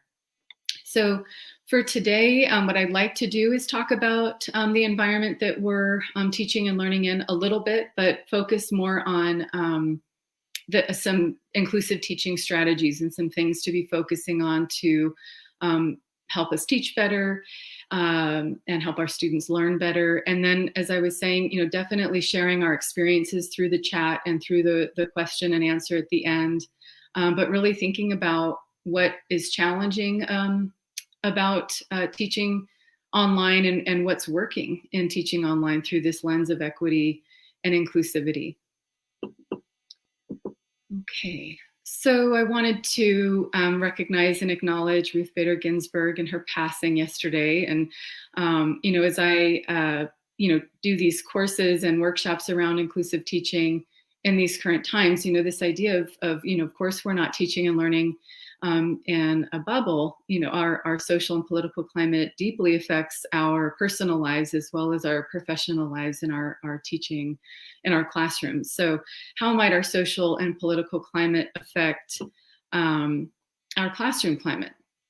And so, of course, we're experiencing this pandemic, and Dr. Imad really talked a whole lot about what that's doing to our stress levels and our abilities to teach as faculty and our students' ability to learn.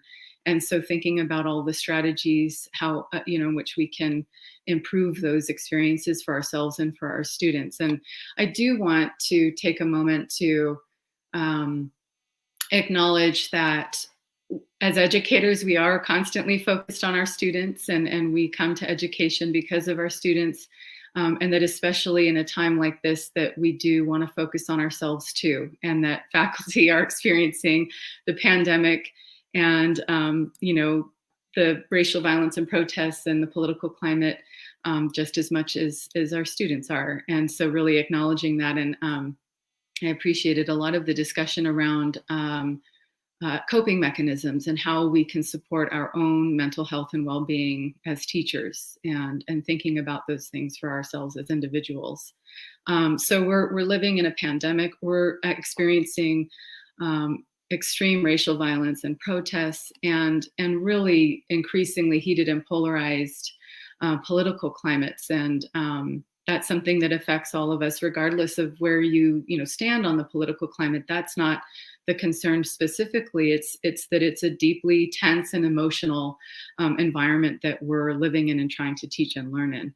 So acknowledging that. So in that light, I found this image. It's a sculpture in Switzerland, and I just felt so powerful to me. I included it. I hope it doesn't feel too deeply emotional, but it's sort of this weight that we're all feeling, I think, as we're moving through. And I wanted to include that. But so acknowledging our experiences, whether we're students and faculty or both for that matter, and the different levels of access that we have. So when we're thinking about inclusivity in teaching online, we're, whether it's K-12, in our case, it's higher education, but I imagine a lot of us are, have families and students and children in the K-12 public system or private schooling, but different levels of access, whether it's to the internet, whether it's to laptops, whether it's to, different levels of support, whether it's to food. There's a lot of different levels of access going on as we're trying to teach and learn right now. Different levels of responsibility. So speaking of families, some of our students are parents. Some of them may be caring for other family members. Some of our students may be working full time, or some of our students may have lost their jobs. And so thinking about the different layers of responsibility that our students have is pretty critical in how we're approaching our teaching. Resilience was mentioned in the previous workshop, different levels of resilience that folks have and different levels of stress. Certainly, as the studies have shown, our stress levels are very high right now, naturally. And so these are just all things to be acknowledging, different levels of grief and mourning, particularly through the pandemic and in terms of isolation and the illness itself. And different levels of equity that different communities are experiencing in terms of access and other aspects of equity in education, healthcare, and other areas of our experience. So I wanted to just kind of acknowledge a lot of those pieces as we move through. So Beverly Tatum, I wanted to bring this up. I really love Beverly Tatum. She's an education scholar, a race scholar. And she mentioned in a interview, this is actually in an interview with the American Council on Education last year, but you might know her from, she wrote, Why Are All the Black Kids Sitting Together in the Cafeteria, among other pieces. But she writes, we live in a time when most US students are coming to college from segregated environments, segregated neighborhoods, segregated schools. And as a consequence, the higher education environment, which has over time become more and more diverse, is for many people the most diverse learning environment they have been in up to that point. It is an opportunity to break down barriers if we take full advantage of it. So, you know, when I'm doing workshops on inclusivity, a big part of it is diversity of perspectives that come into the classroom, and how do we manage this? And lots of things came up in the chat previously about you know, religion and, you know, all these different controversial topics and different aspects of our identity, and how do we manage all of that in the classroom, particularly when a lot of our students, this is the most diverse space that they've been in, and have often come to the college classroom having come from an environment that, you know, everyone looks like them, thinks like them, has similar values. And so it is an opportunity for growth for all of us in terms of diversity of thinking and, you know, communicating respectfully with each other. So her 3 Ps that she writes about, Tatum's 3 Ps, population, politics, and polarization. So population is what she's referring to, this just increasingly diverse population that we are living in. She draws from a book called Brown is the New Black by Steve Phillips, and he uses US Census data, but he writes that the net population of the United States is actually growing every day by 8,000 people. And in that population, in that 8,000, almost 90% are people of color. And so we're, you know, just becoming increasingly diverse, and a large portion of that population of the people of color are bi and multiracial people. And so this need to learn strategies and tools to communicate across difference is just incredibly important right now. Politics, Tatum refers to leadership. So whether that is government politics or whether that's our own educational institutions leadership, but how is the leadership approaching diversity, equity, justice, inclusion? What kind of policies are in place? Where's the funding going? Where are the priorities in terms of the focus? So really thinking about leadership as role modeling, and of course that's also relevant to us as educators in our own classrooms. And then polarization, she brings polarization in terms of just, especially now, of course, we're all very aware of how polarized this country is, and hopefully we can continue to learn tools and work together on how to communicate with each other. So diving into inclusive teaching, this is one of my favorite colleagues. Her name's Kelly MacArthur. She's a calculus faculty, and I have learned, my background is education, gender studies, a social science perspective. And so I've learned a whole lot about inclusive teaching from STEM faculty in my time at the University of Utah. And for those of you that are coming from STEM faculties, well, Dr. Imad could be a great example, of course, as somebody who teaches STEM, but the culture of STEM is changing, certainly in terms of becoming more inclusive. And there's so many amazing folks in STEM working towards that.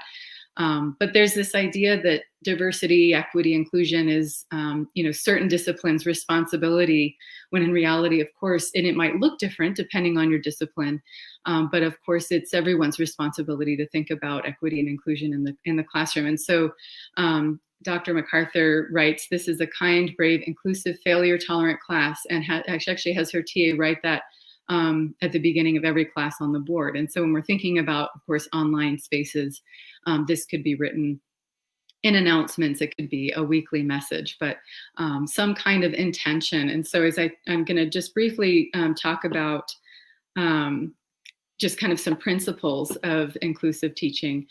For those of you, some of you may be very familiar with what inclusive teaching is. And I should pause for a moment and just, as we think about language, I'll even talk about, using inclusive language and what does that even mean?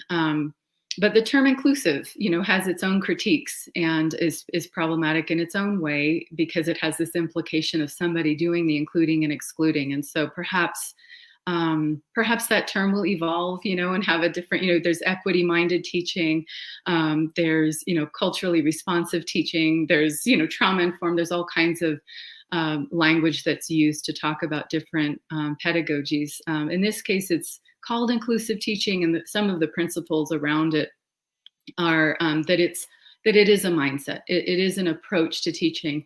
And at times when faculty are so overburdened with so many responsibilities, and so sometimes when you come and do a workshop and talk about inclusive teaching, often faculty will shut down a little bit and feel stressed that there's yet another thing to add to their plate. I'm already doing this committee and I'm already doing that. And now you're asking me to, incorporate inclusive teaching strategies.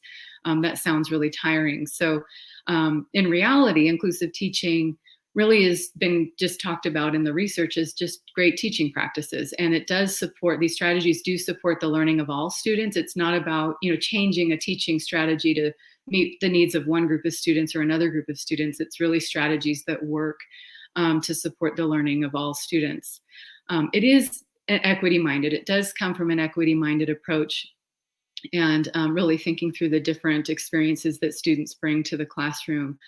And there is a lot of research on this, and I have some resources at the end, but there's a lot of research around inclusive teaching and how it supports student learning, but particularly around sense of belonging. So thinking about the strategies that you're using to create kind of an inclusive classroom climate. And I understand that we're now trying to think about what does that look like online. And so I'll talk about a few of those strategies, but classroom environment and how students feel in the classroom significantly impacts how they learn.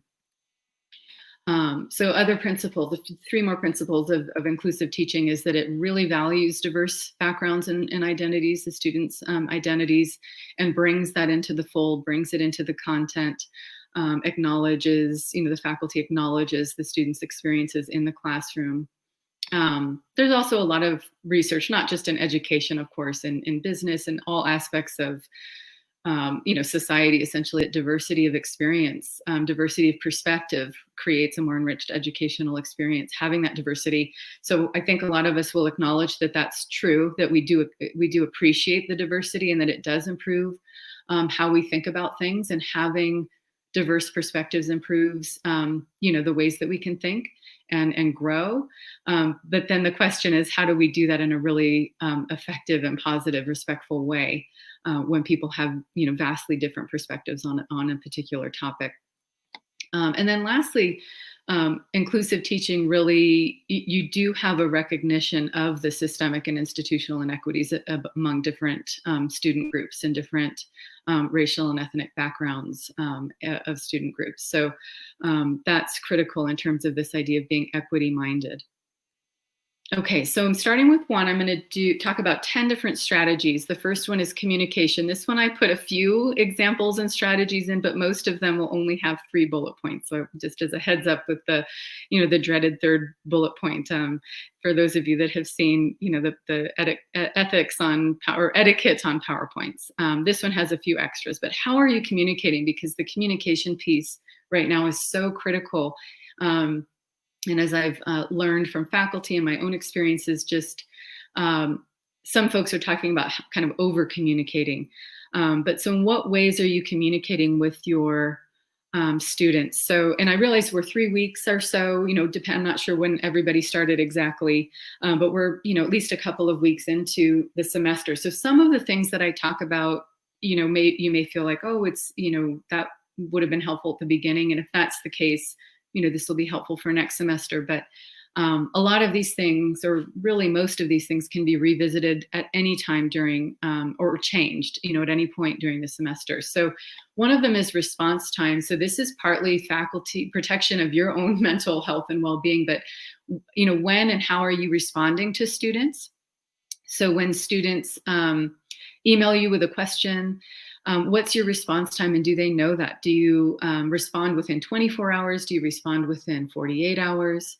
And also, when are you able to be online. So if you say to your students, I work between 9 and 5 during the week, and I take weekends off, so please don't expect a response on the weekends, or whatever it might be. You might work on the weekends and not at night, or however you decide how you're going to communicate with your students, but making sure that's clear to them so that you're not getting, a follow-up email and a follow-up email from your students, which is of course stressful and time consuming. Having some question forums, whether it's through Canvas or whatever your learning platform is at your institution, but having a space where students can ask questions to the whole class versus just emailing you when a student has a question. Of course, many other students are probably going to have the same question. So having a space where students can ask questions and even answer each other, or you can answer a question where it goes to the entire class versus just to one individual student.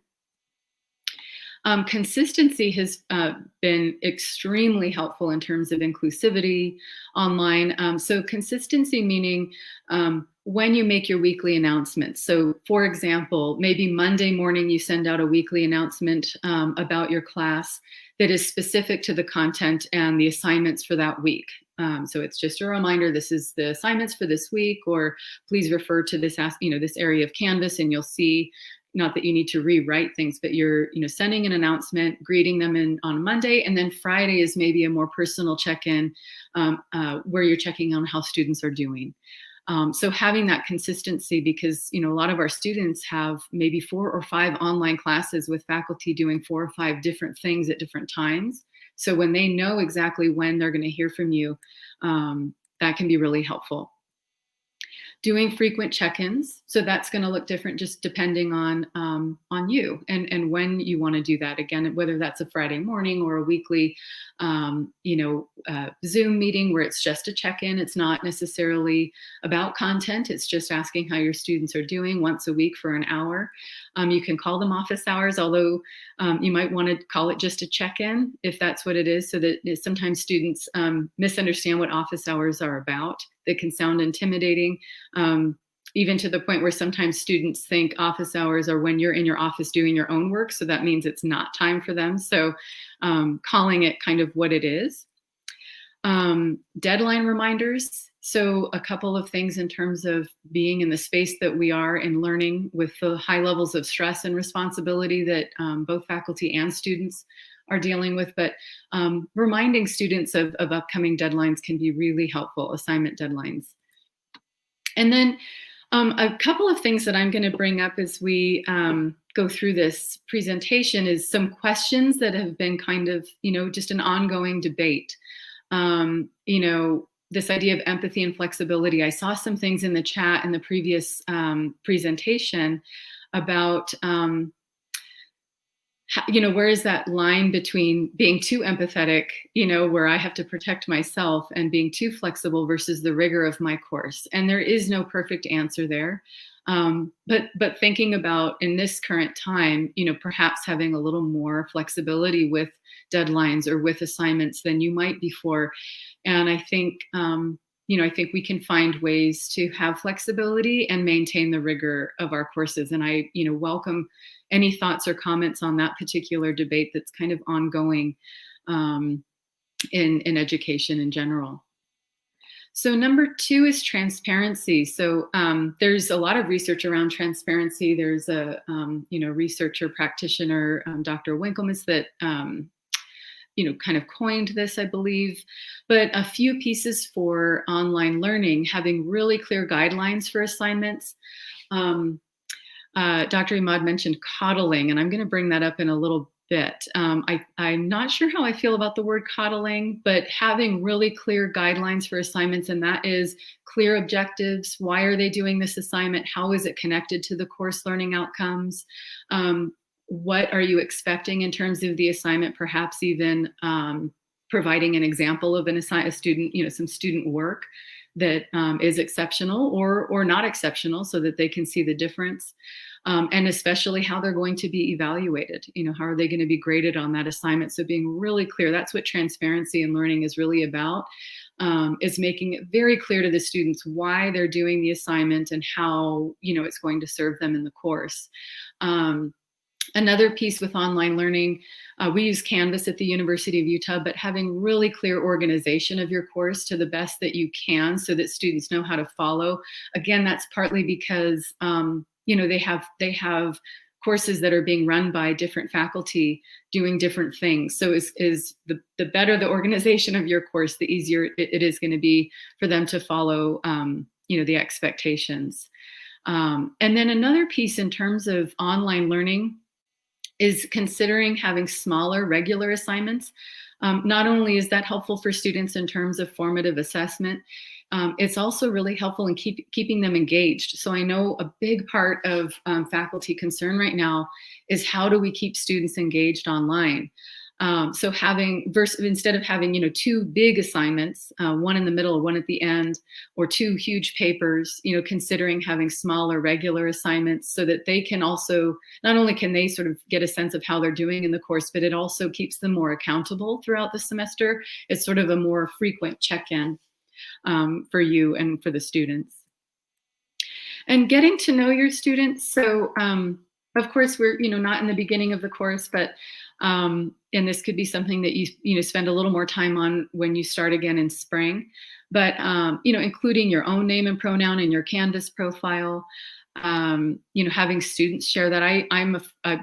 I'm a huge fan of the student survey, at the beginning, kind of a reflection, and you can ask all kinds of questions besides, the way that students want to be referred to in class, their name and pronoun, but other questions about the course content and, what kinds of knowledge they come to this course with, what they're hoping to get out of the course. And then most importantly, how can I best support you in your learning? So rather than asking really direct questions that might not be appropriate, just asking students, what would you like me to know as your faculty about you that it will help me support you in your learning in this course? And that might be very relevant to the pandemic and the experiences that students have right now. They might share that they can't turn on their video. They might share that they do have a full-time job, or they're out of work, or they have kids. They may decide to share those things with you because they find that it will be helpful for you to know that. And then storytelling. I saw in the chat, I think there's a storytelling pedagogy, and I haven't heard of that before, and I think that is wonderful. But having students have some kind of digital storytelling assignment where they talk about themselves, and that can look many different ways. It can have increased technology, or it could be just a written story, or it could be them videoing themselves on their phone. It can look a lot of different ways, and in fact should, and that could be an option for the students to share about themselves, whatever capacity works best for them. So number 4, so discussion and behavior expectations. This should for sure be something that you do, and there's different ways to do it. I prefer to do it with my students. And in terms of doing it online, if you're doing anything synchronously, it could be at your first Zoom call. Of course, if you are doing synchronous settings, you've already had your first Zoom call, but this can be revisited. So if you haven't set these expectations up, it doesn't matter that it's 3 weeks in. Absolutely, you can do this now. These are just some examples. I like to do it with the class, but in this case, normally when you're talking about face-to-face courses, you're listening carefully for understanding. In this case, it may be reading a discussion board post from another student. So really listening, reading carefully for understanding. Speak or write respectfully about identities and cultural backgrounds that are different from yours. One of the things that my office at the university does, the Office for Inclusive Excellence, is it houses the bias incident reporting system. So we get a lot of reports of all different kinds from faculty, students, staff about different experiences of bias. And there have been quite a few that have come from online courses about students writing about particular groups of people, not necessarily just disrespectfully, but also with not really having, where did that come from? How did you get that information? So thinking about setting up some expectations, taking care not to make assumptions about others or asking someone to speak for a group. And then here's another kind of question that I'm posing, this idea of Zoom video on or off. And this, of course, has been a debate since we've all gone online.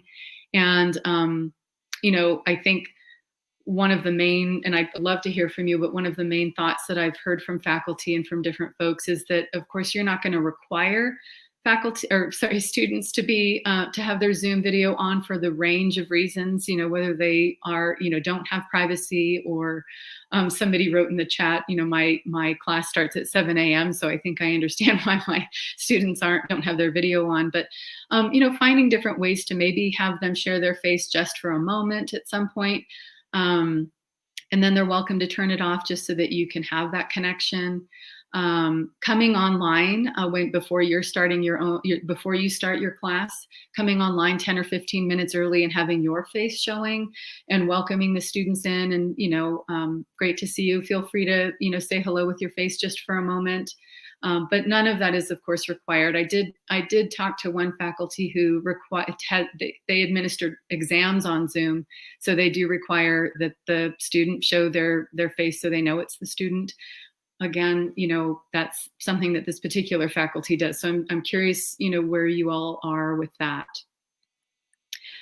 So number 5 is feedback. So there's 2 pieces to feedback. So one, of course, is providing students with consistent and detailed feedback, and you're really thinking about the tone, using students' names, so if you are using SpeedGrade or in Canvas or whatever your platform is, saying Liz, great job with this assignment. Here's, some specific feedback, to improve, just depending on what the assignment is. And of course, especially if you have a really large class, having really personalized feedback for every single assignment isn't realistic, but finding, particular assignments where you can have that connection because of the online platform. This is actually an opportunity to connect with students in a more personalized way. Whereas, in face-to-face classes, you might have just handed an assignment back and said, if you have, read my, feedback. If you have any questions, let me know. Where, this would take the place of that. And also thinking about tone. This has come up quite a bit. When we're face to face, we have this ability to use our voice, use our tone, use our body language, our eyes, to communicate warmth or positivity.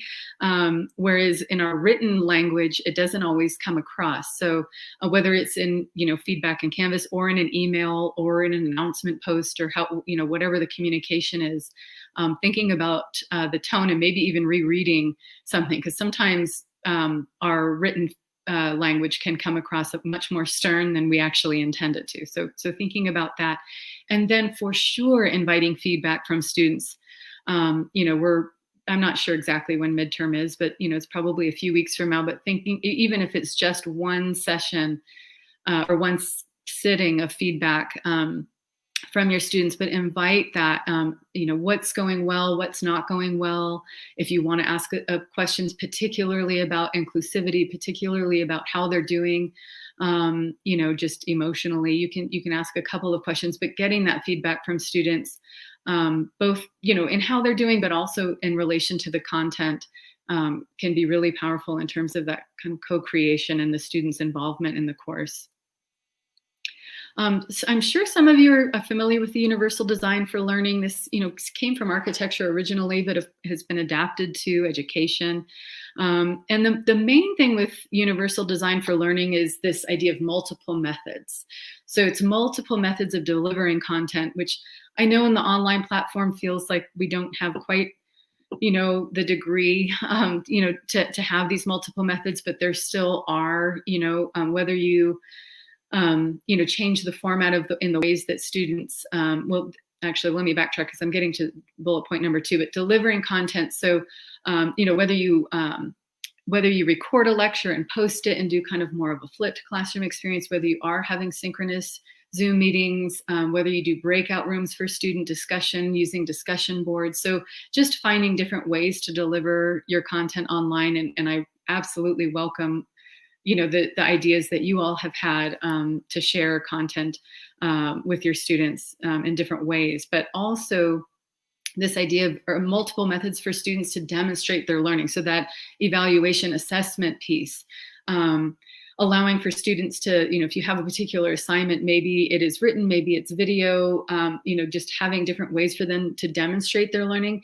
It also really increases their, kind of investment and collaboration in the course. is allowing for them. They may even choose to say, hey, can I complete this assignment in this way? That would really, allow for me to really demonstrate my learning better, and working with them in that way.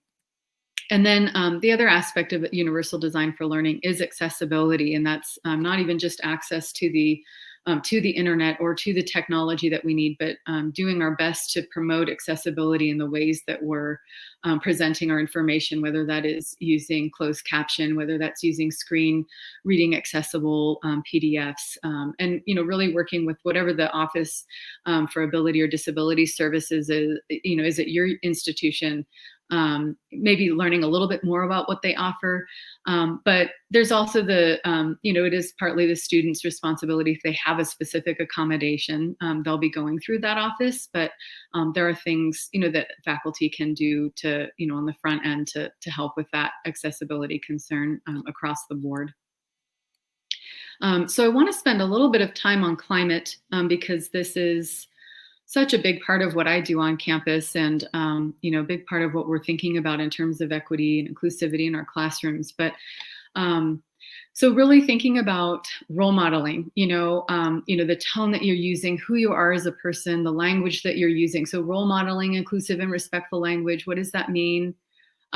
Using gender neutral terms, using not falling into dominant cultural examples all the time, trying to be really diverse in the types of content that you use, really being conscious and mindful of not making assumptions about people's cultural identities or personal identities, and then really being aware of stereotype threat, bias and microaggressions. In fact, I would say the most frequent workshop that we get requested in the Office for Inclusive Excellence is about bias and microaggressions, and we have so much to learn there.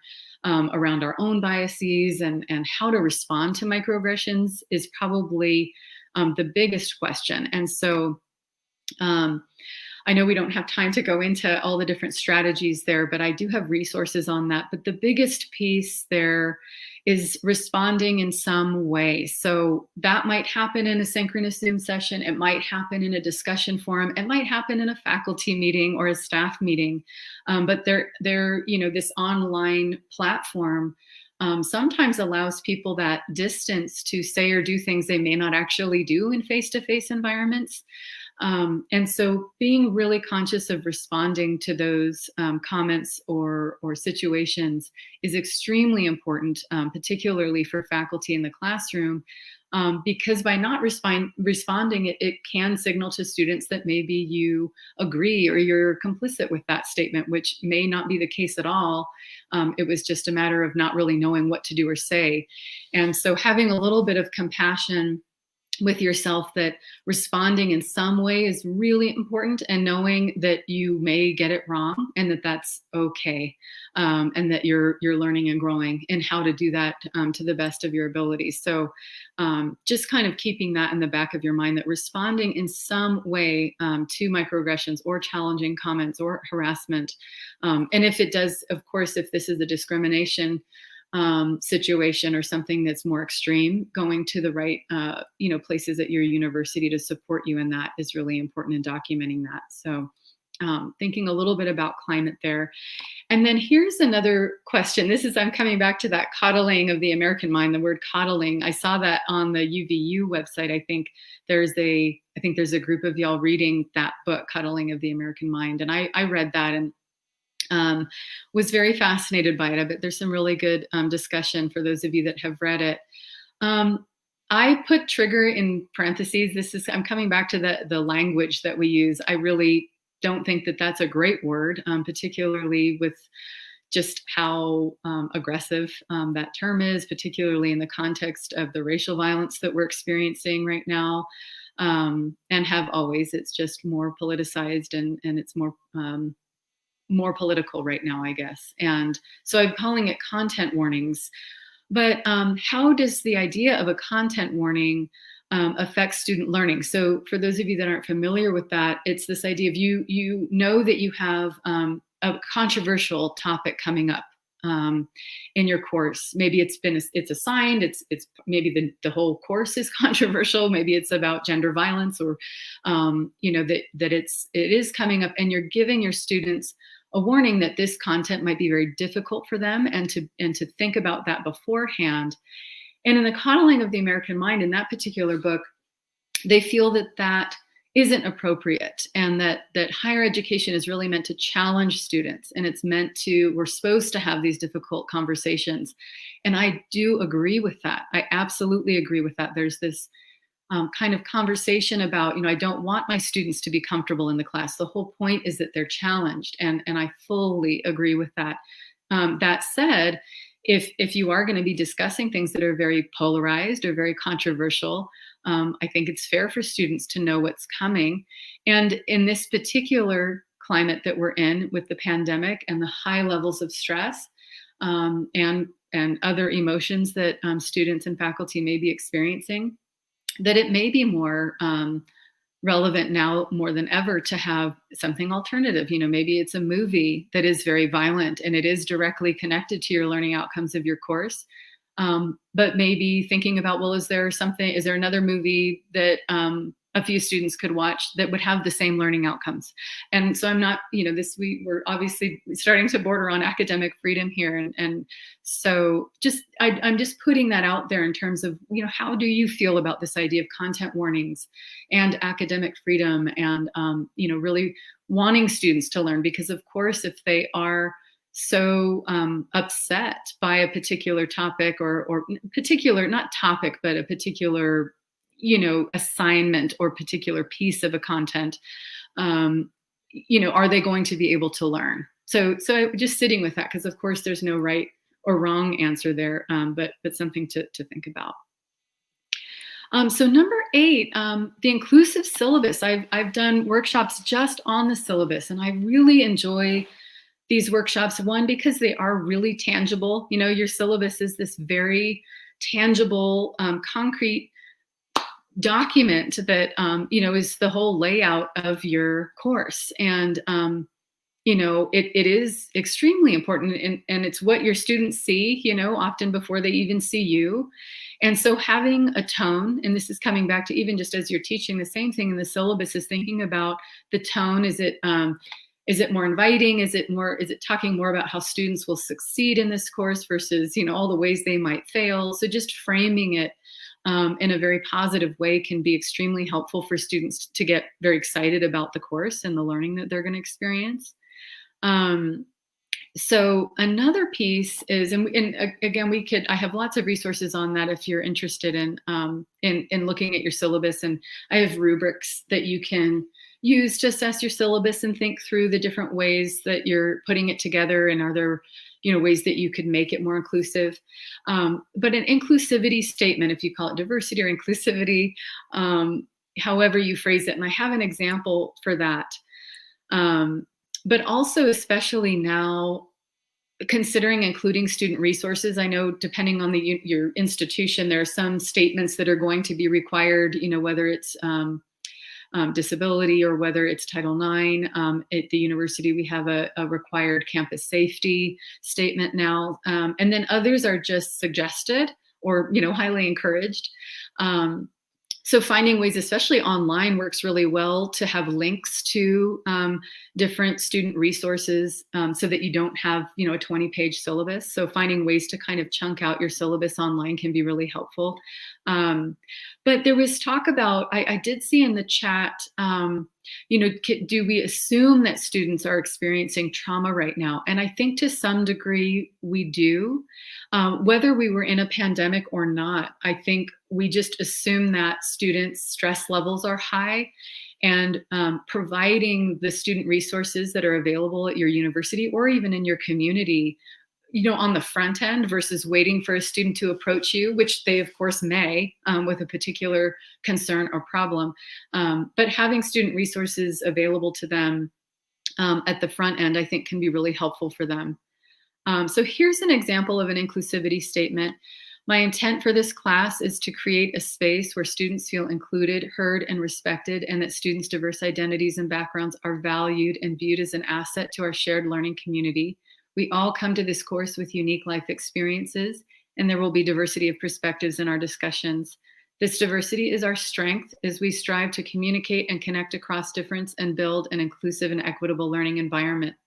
If you have a conflict with a class or assignment and a religious, cultural, spiritual event, or if a specific challenge arises due to the pandemic, please notify me as soon as possible and we will make arrangements. So, of course, an inclusivity statement can look all kinds of ways. This is just an example, and I added, that's why I bolded it, is specifically to this current circumstance of the pandemic. Is there something that's going on in your world that's affecting your learning and affecting your ability to succeed in this course? Please let me know. Okay, so number 9 is diversity of perspectives. And this is a great space to really interrogate your curriculum, whether it's your own course or whether it's your field of study. But this is also a really concrete, specific way to address diversity, address racism, address all kinds of things in our educational context, but really asking that question, who's included and excluded in my field of study? And curriculum is a form of policy. And if, we've got our colleagues that are going to talk about anti-racism in education next, which I'm so excited about. And, curriculum is a form of policy and can take an anti-racist stance. And so really thinking about your field of study, but also your course curriculum and who is represented there and who is not represented, and how might you be able to look deeply into that and make some changes to make it more equitable in terms of representation. And that can look like, that can be involved in course content in terms of texts, textbooks, articles, readings, what case studies are you using, what different examples are you using, even just, in your lectures or in your discussions with students. So being really mindful of the representation of different, people in your course content. And then incorporating students' lived experiences as well as connecting to current circumstances. So how might their lived experiences be incorporated into your course content? And this is across discipline. I know, again, sometimes in certain fields, STEM fields or other, fields that, feel more objective, whether it's economics or business or, different things like that, where the course content, it just sort of feels separate from the students' lived experiences, when in reality, everything can be applied to the students' lived experiences. And that really will help to support their sense of belonging in the course and their ability to apply what they're learning in your course to themselves and to the real world. And certainly the current circumstances, whether it's you're looking at the pandemic or you're looking at politics or other aspects of society, that can be really helpful for students to make it feel more, help them feel more invested. And then lastly, and I put this one last because I actually think it's the most important one, is self-reflection. And so as we're thinking about ourselves as educators, of course, we're people first and foremost, and then we're also educators. But if we're really thinking about how we come to our classes and who we are when we come to our classes as educators, thinking about what kind of self-reflection have we done in terms of our own biases and assumptions and our own upbringing and our own socialization, and how we see the world and why we see it that way is so critical, not just as we move through the world as people, but also as we move through our classes and interact with our students and our colleagues. But with our students as educators, it's extremely important to be aware of what we're bringing to our teaching and how that might affect our students' learning. Thinking about social and systemic inequities that privilege some groups of students and marginalize others, and then doing self-reflection on your own social groups and identities, and where are you privileged and where are you marginalized in your own experiences and lived experiences. And so those reflections can be really, really important. Normally I would put up, the University of Utah resources, but I just, making sure that you reflect on what are the student resources that are available at your institution, particularly around mental health and well-being right now. In some cases, like the Women's Resource Center at the University of Utah, there's free community classes that are open to everyone. And so, having some awareness around what is being offered at your university or college, your institution, and providing that information to your students is really helpful. And then, of course, your own mental health and well-being, what resources are available to you through your institution or through your community, and what support systems you need to be able to teach and come to. I think I saw something else in the chat that was, I appreciate what was, how did Dr. Imad word it? Was lonely and broken. And, somebody wrote, well, what about faculty? What if that's our experience? And that is extremely real. That is so real, is that we are expected to support our students, and we want to. And how do we come to them, in our whole and best selves? And that is going to take a lot of work at the moment. So thinking about your own, ways to support yourself and your own mental health and well-being. So thank you.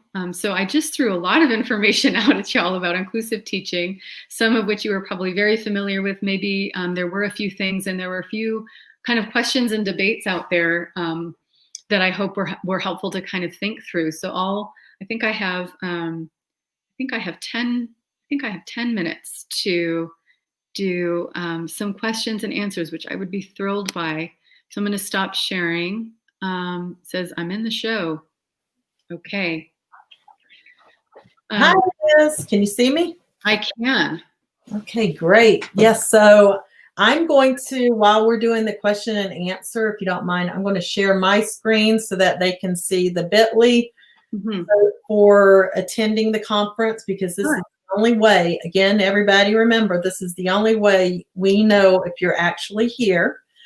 So if you want a certificate to upload to that program, you need to do either the bit.ly or the QR code. So it wasn't able to be put into the chat. So I'm going to share my screen, and I'll share the bit.ly or the QR code. So it wasn't able to be put. Now I can. So I'm going to. Okay. So there's the bit.ly. We'll just leave it up for a minute or two. Okay, so the first question we have is from Steve Allred, and he says, we thought we had figured out by explaining emergent calls are always welcome. We felt this would help us. Wrong. Everything is an emergency to them, looking for a better idea. Now, I believe Steve is in emergency services as well.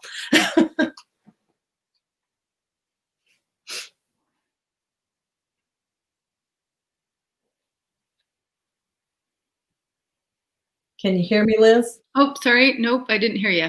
Oh, you didn't hear me? Okay. So Steve Allred says, we thought we had figured it out by explaining emergent calls are always welcome.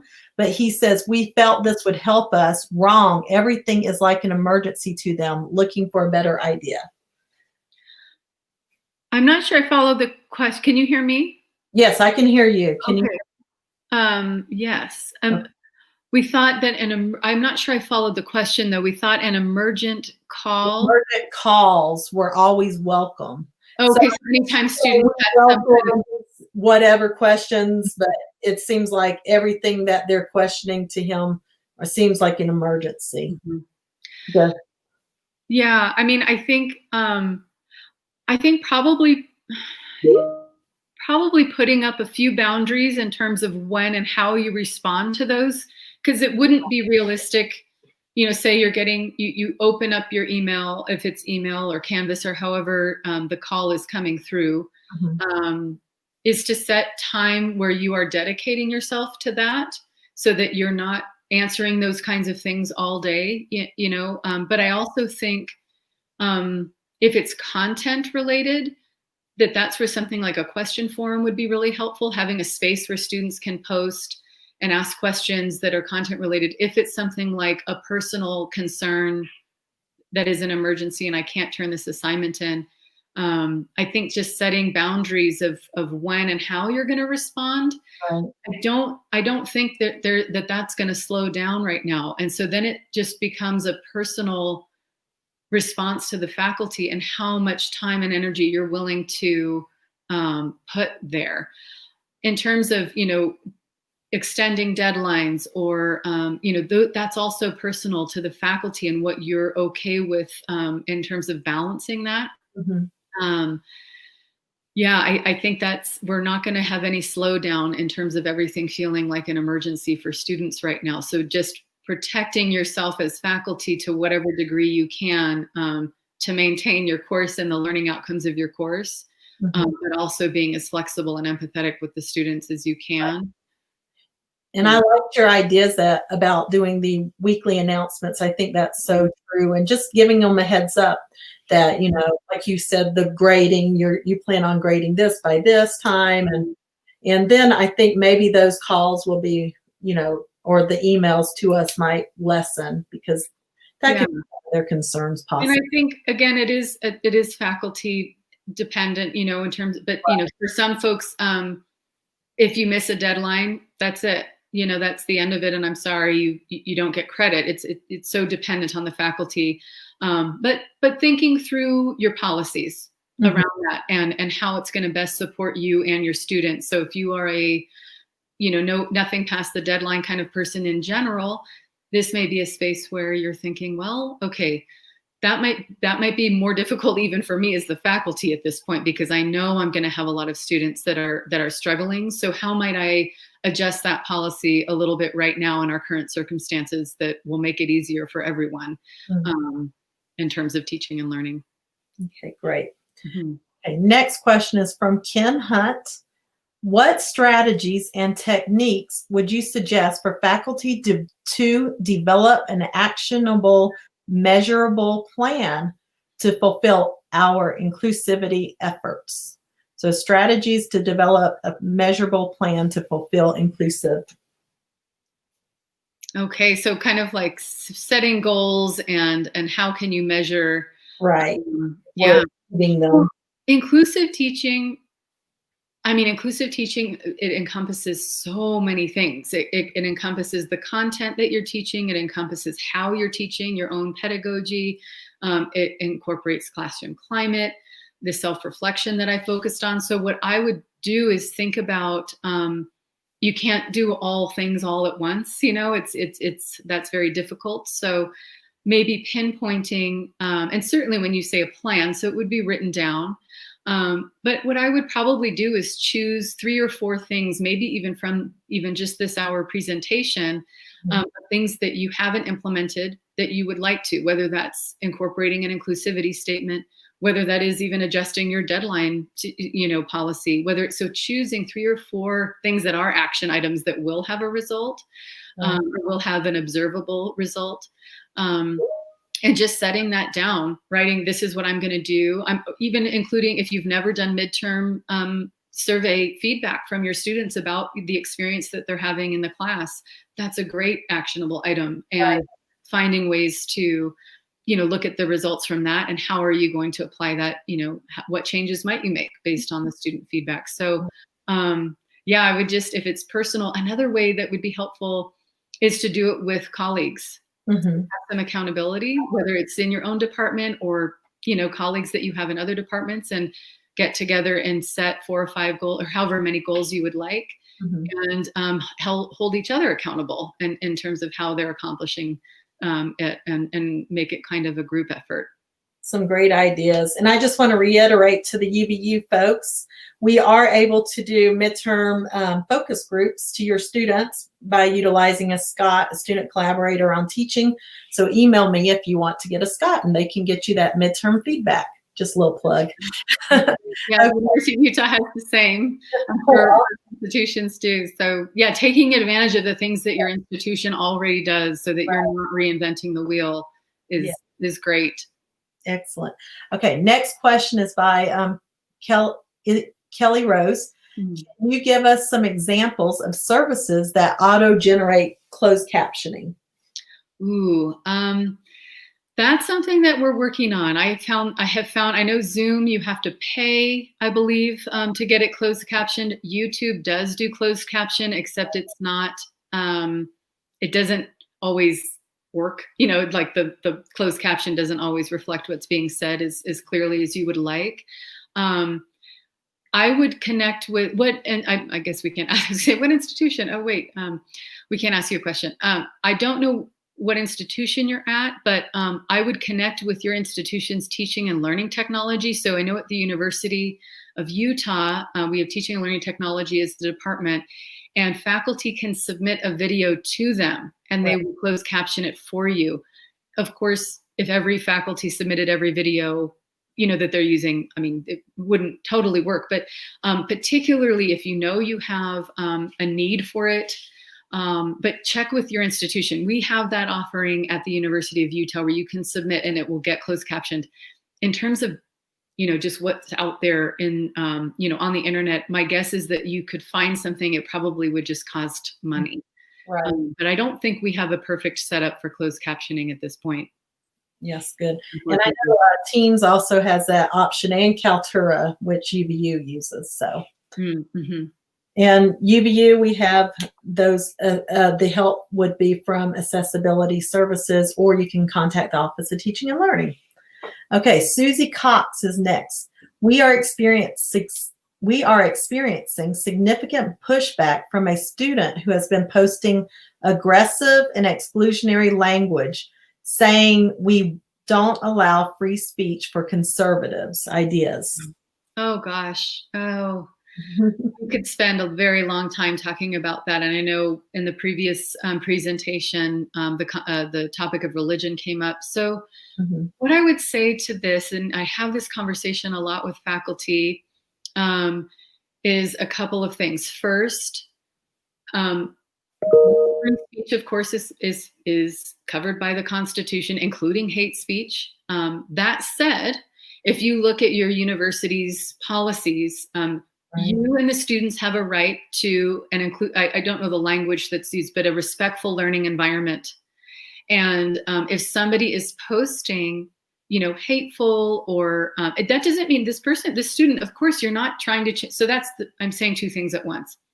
Students have the right to say what they want to say to a degree. If it is disrupting teaching and learning, that is not okay.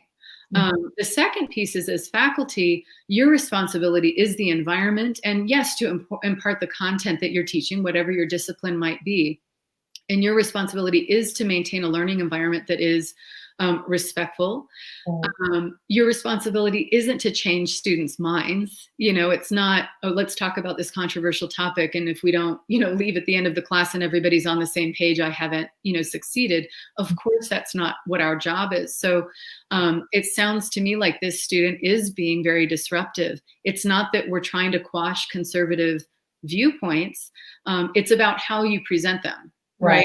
So the student, of course, can have their own viewpoint and opinion and value, but how it's being presented in the class is a different story. So that's the faculty responsibility, is the way in which we're communicating and the environment that we're creating, not necessarily the opinion or the viewpoint itself. Exactly. And I know at UVU, we have rules of netiquette is what they call it. Netiquette. I didn't talk about that in this one, but netiquette is, of course, it's are you communicating in a respectful way? Right. Excellent. And I'll say one other piece too. Is it connected to course content? That's another really great way to assess what's being said. Because if you're talking about something that is controversial, you know, as the faculty, that of course you're going to get all kinds of perspectives and opinions, and hopefully you're ready for that. If it gets said just randomly, here's my opinion on, you know, religion, or here's my opinion about XYZ controversial topic, it's not necessarily appropriate. And so that's something to consider too. Is it connected to the learning outcome of that particular class or not? So that can be helpful in terms of managing it. Excellent. Let's see. Janelle Mitchell asked, will you share your syllabus rubric? Sure, absolutely. And I'll check, Ursula, I'll check with you on where and how to share that. Absolutely. Yeah. And then they also would like a copy of your PowerPoint. Could you upload it in a PDF and we could share that? Great. Absolutely. Tom Henry asked, I have, let's see, looks like 2 more questions. Great. How are you handling students who lean more towards non-inclusive ideologies, all right, white, nationalist, etc.? Do you have specific strategies that you use? You probably already addressed that. I think I kind of did. I think it's just a reminder that you're as faculty, you're not interested in changing their value. I mean, you might be, don't get me wrong. But is that the time or space? And some might argue that yes, the higher education classroom is absolutely the space. However, it is a space for diversity of perspectives. And if they're coming to the class with that perspective, it can be very difficult. To have a conversation, say, about systemic racism with a white nationalist in the class. But that's where you're using facts, you're using data, you're using real life experiences, and you're asking them to be respectful of other people's experiences, just like you're going to not, try and change this person's mind either. This is so delicate. I appreciate these questions, and of course, there's no perfect response.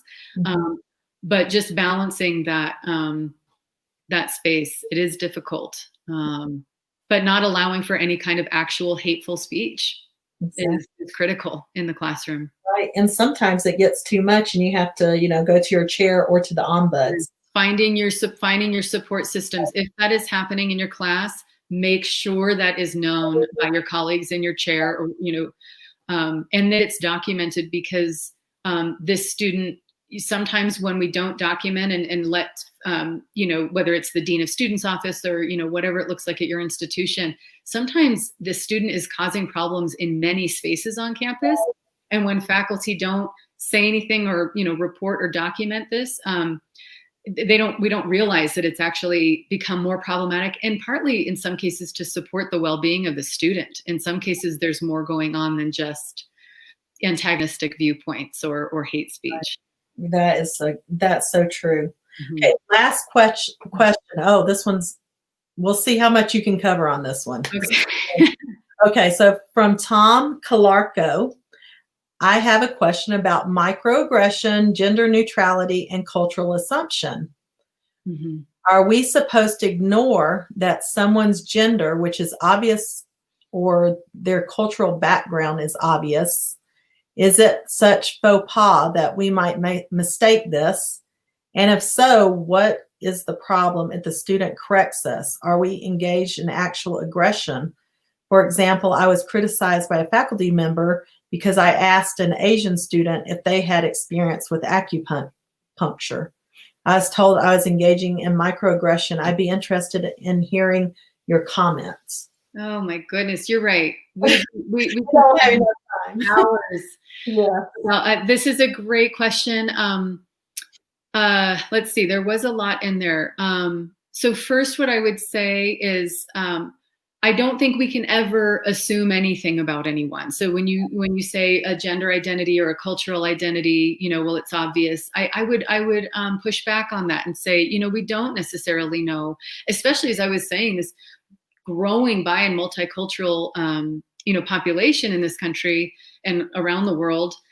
We don't necessarily know by looking at somebody who they are and what their background is and how they identify, whether it's gender, race, ethnicity, or other aspects of their identity. So I would push back on that and say we don't necessarily know. And that's why I think it can be helpful to invite students to share aspects. I'm not saying send out a survey and ask what somebody's race is. That's not what I'm saying at all. In fact, that shouldn't actually matter unless they want to share and talk about some aspect of themselves. So you're creating a space where students can share what they would like to share as necessary, to support the conversation or the discussion in whatever relevant ways.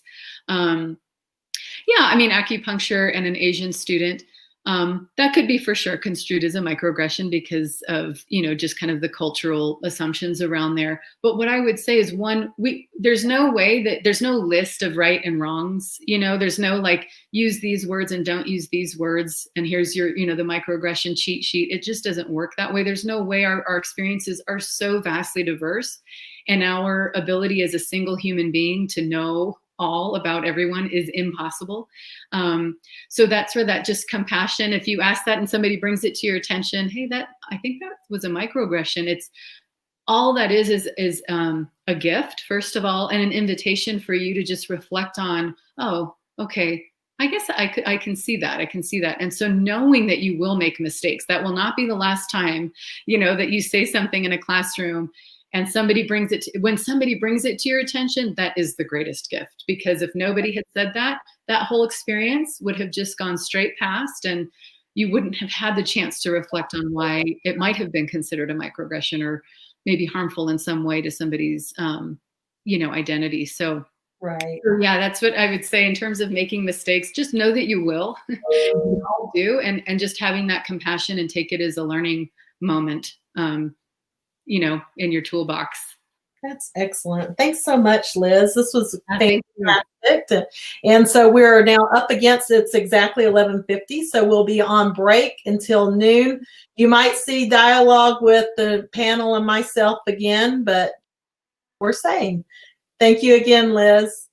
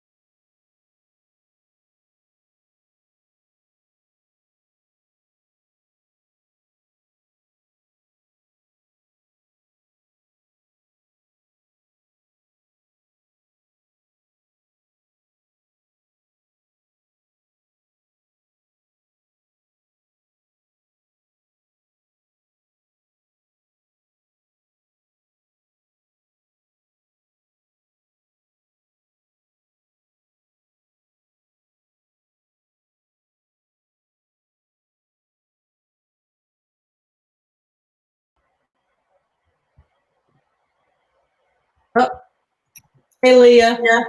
Hey, can you hear me? Yes, I can hear you. You have me? Yes, yeah, I see you. So I think we're going to now everyone can hear us. Okay. And Heather is calling me. Oh my goodness, why are you calling me?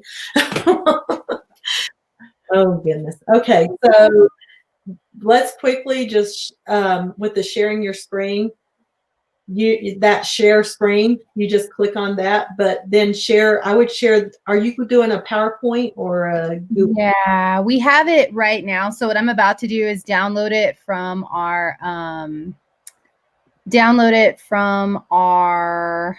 browser because we had it in Google Docs, and then I was gonna pull it up.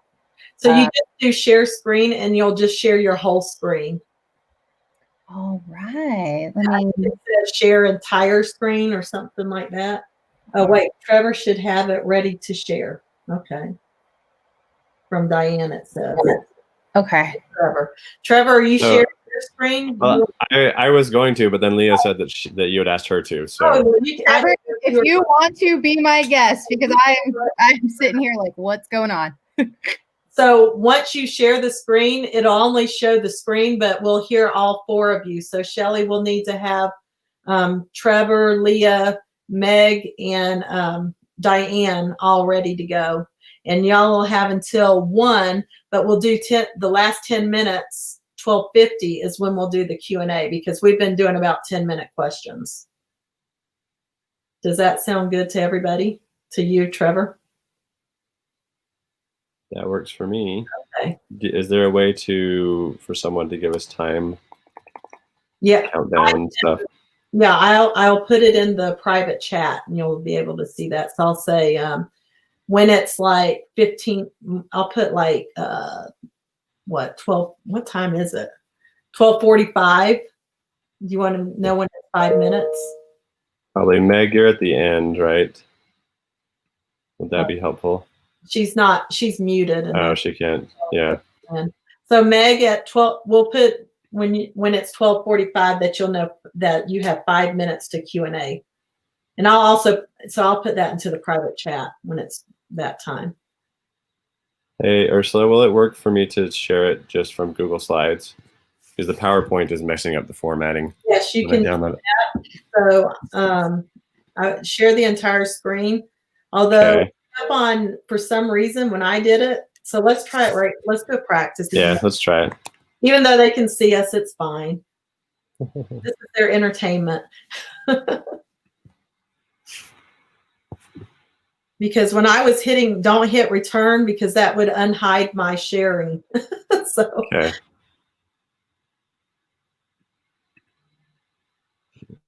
It's making me give it permission to record the screen. So oh, and speaking of recording, are you all fine that we're recording this and we're going to put it up in a private YouTube area for faculty? It won't be public. So I have to quit Chrome to give it permission. So I will be right back. Okay.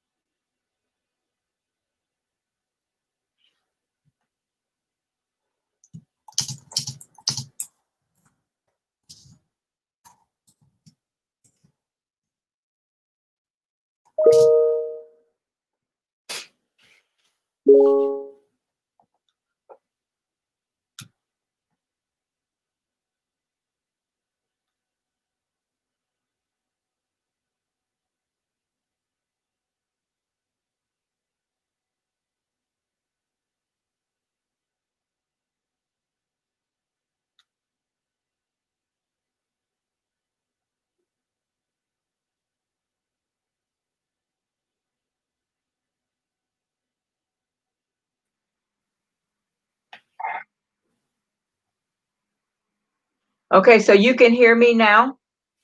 Yes, I can hear you. Dianne, how are you? Thanks. Good. So are you going first, Dianne? I know, I think Leah goes first, Okay. then I, and then Meg. Okay. All right, we're going to try. Oh, there it is. So I can see it. Let's see if we can see it on the screen. And we can see it on the screen. Right there. Yep. Try and go to the next slide. There we go. Oh. What? Did it undo it? Okay, there it is.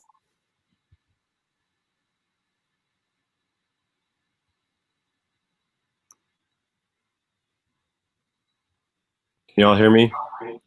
I can hear I you. can, yes. Okay. So the screen share is working and advances the slides, right? Yep. And everything. Okay.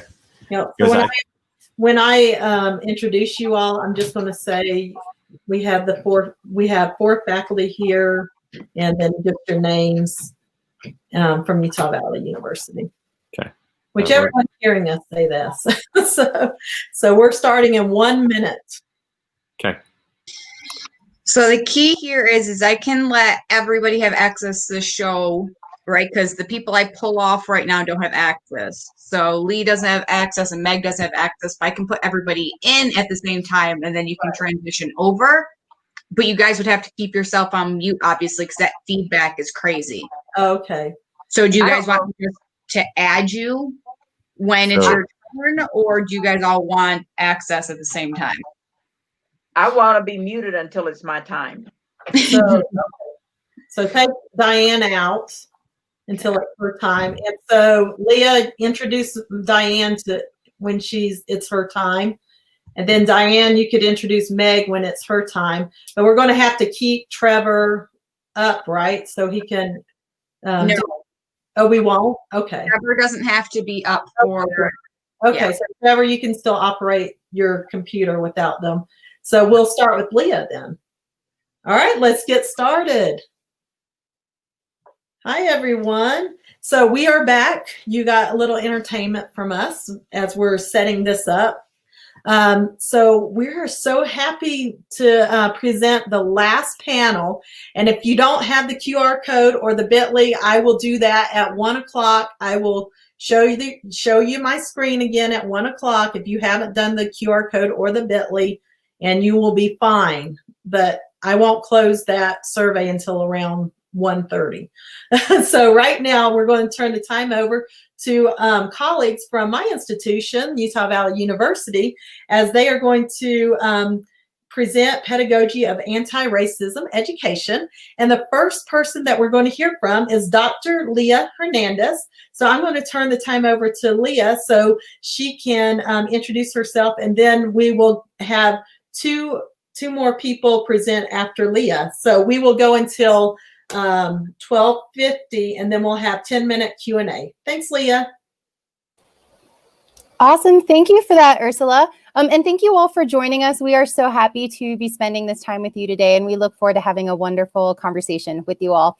So my name is Dr. Lea Hernandez. I'm an assistant professor in the Department of Communication, and my main research areas are health communication and media studies with really a social justice or Chicana feminist lens. So I would like to turn it over to Dr. Trevor Warburton, as he will be kicking us off with our introduction to the presentation.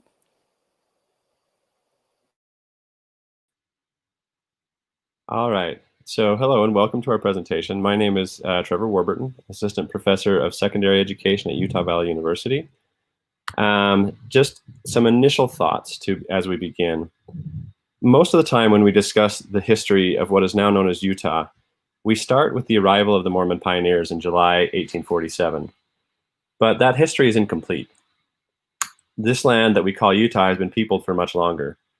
So we begin by recognizing that we are speaking to you from lands peopled by Ute, Goshute, Paiute, Shoshone, and Navajo peoples.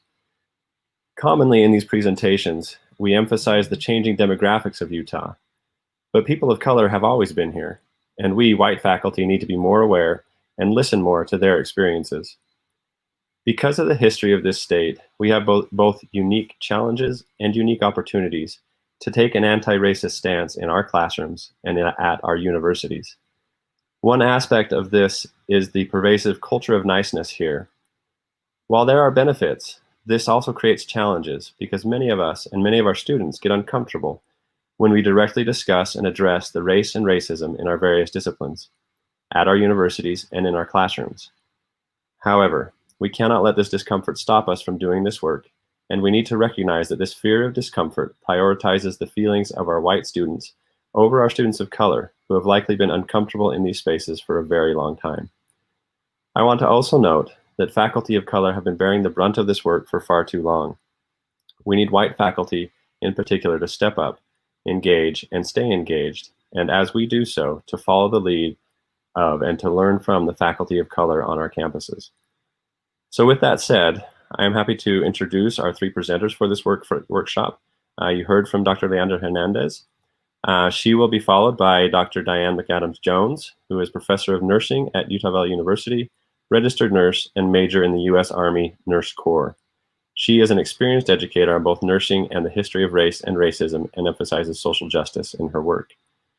And then our final presenter will be Meg Singer, Program Director of the Native American Initiative at UVU.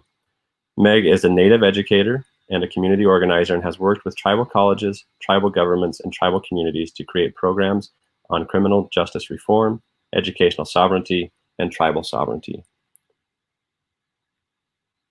Now it's Leandra. Awesome. Thank you for that, Trevor. So what I'm going to be talking about first to kick off the presentation is an overview of some of the concepts that I utilize in my own teaching and in my own pedagogy that are specifically anti-racist. So I'll be talking a little bit about borderlands pedagogies, specifically Chicana feminist pedagogies, and then I'll be talking a little bit about intersectionality.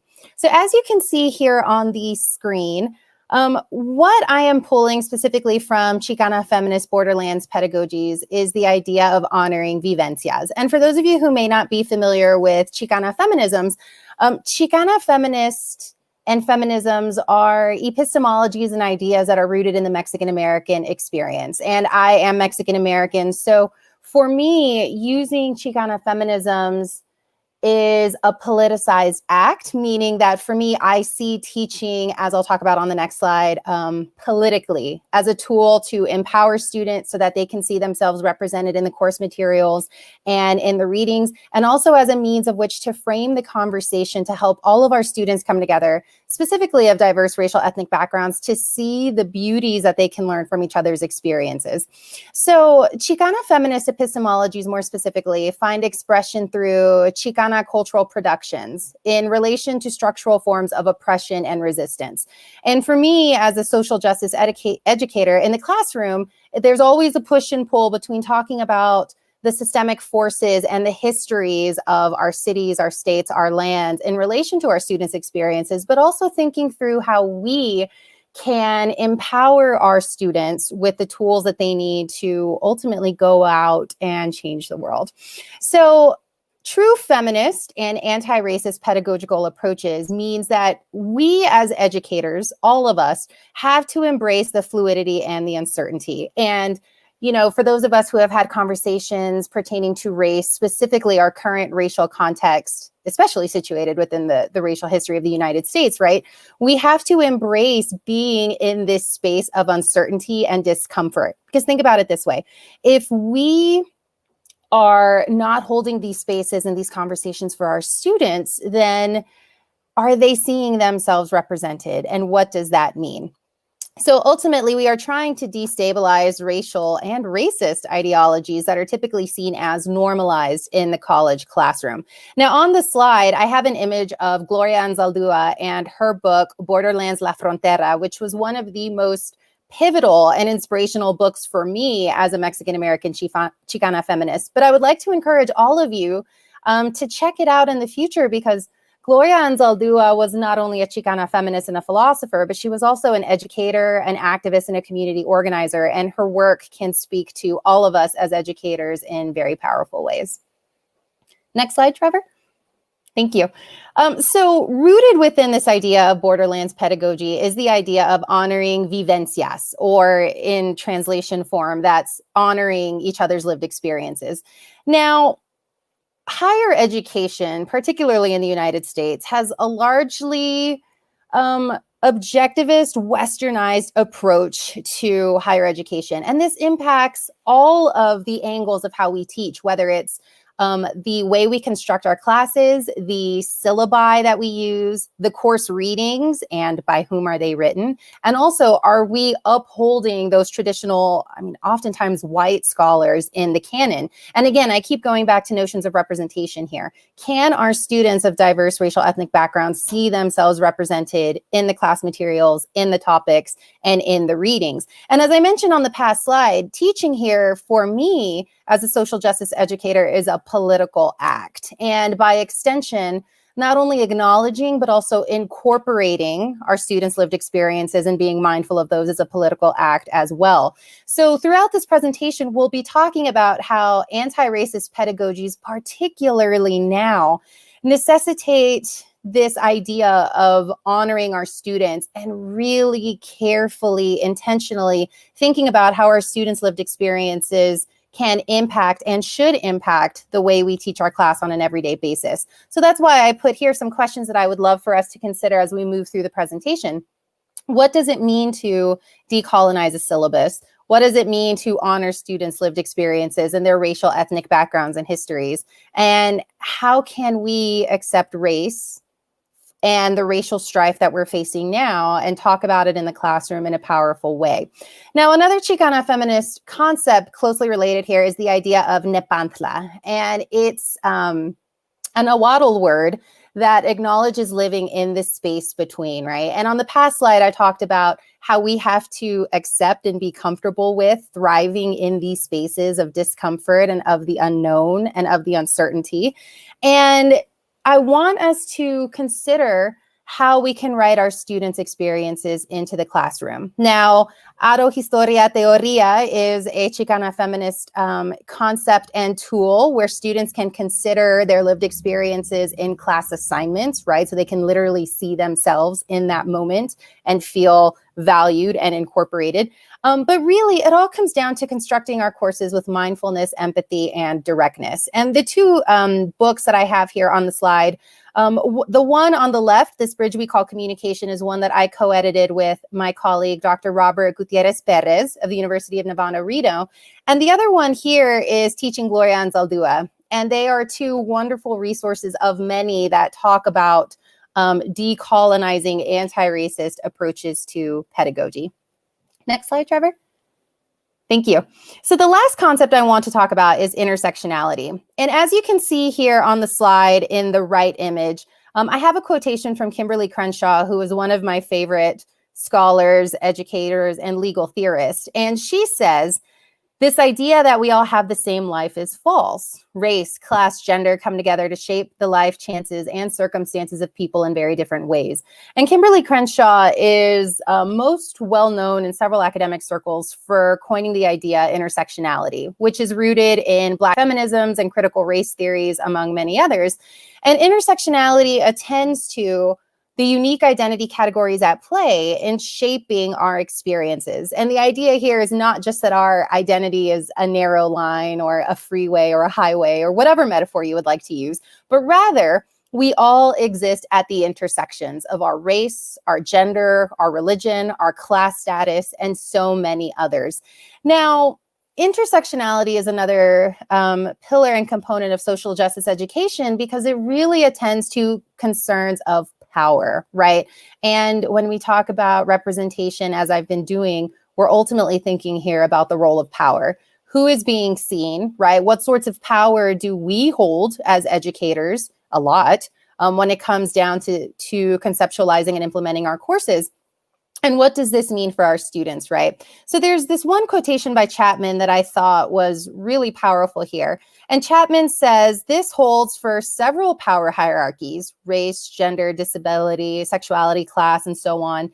And these hierarchies are more unapologetically and explicitly institutionalized today, especially now in our current racial moment. And they intersect in very complex ways as well. So what I want to leave you with is a quotation by Dr. Bettina Love in her book, We Want to Do More Than Survive.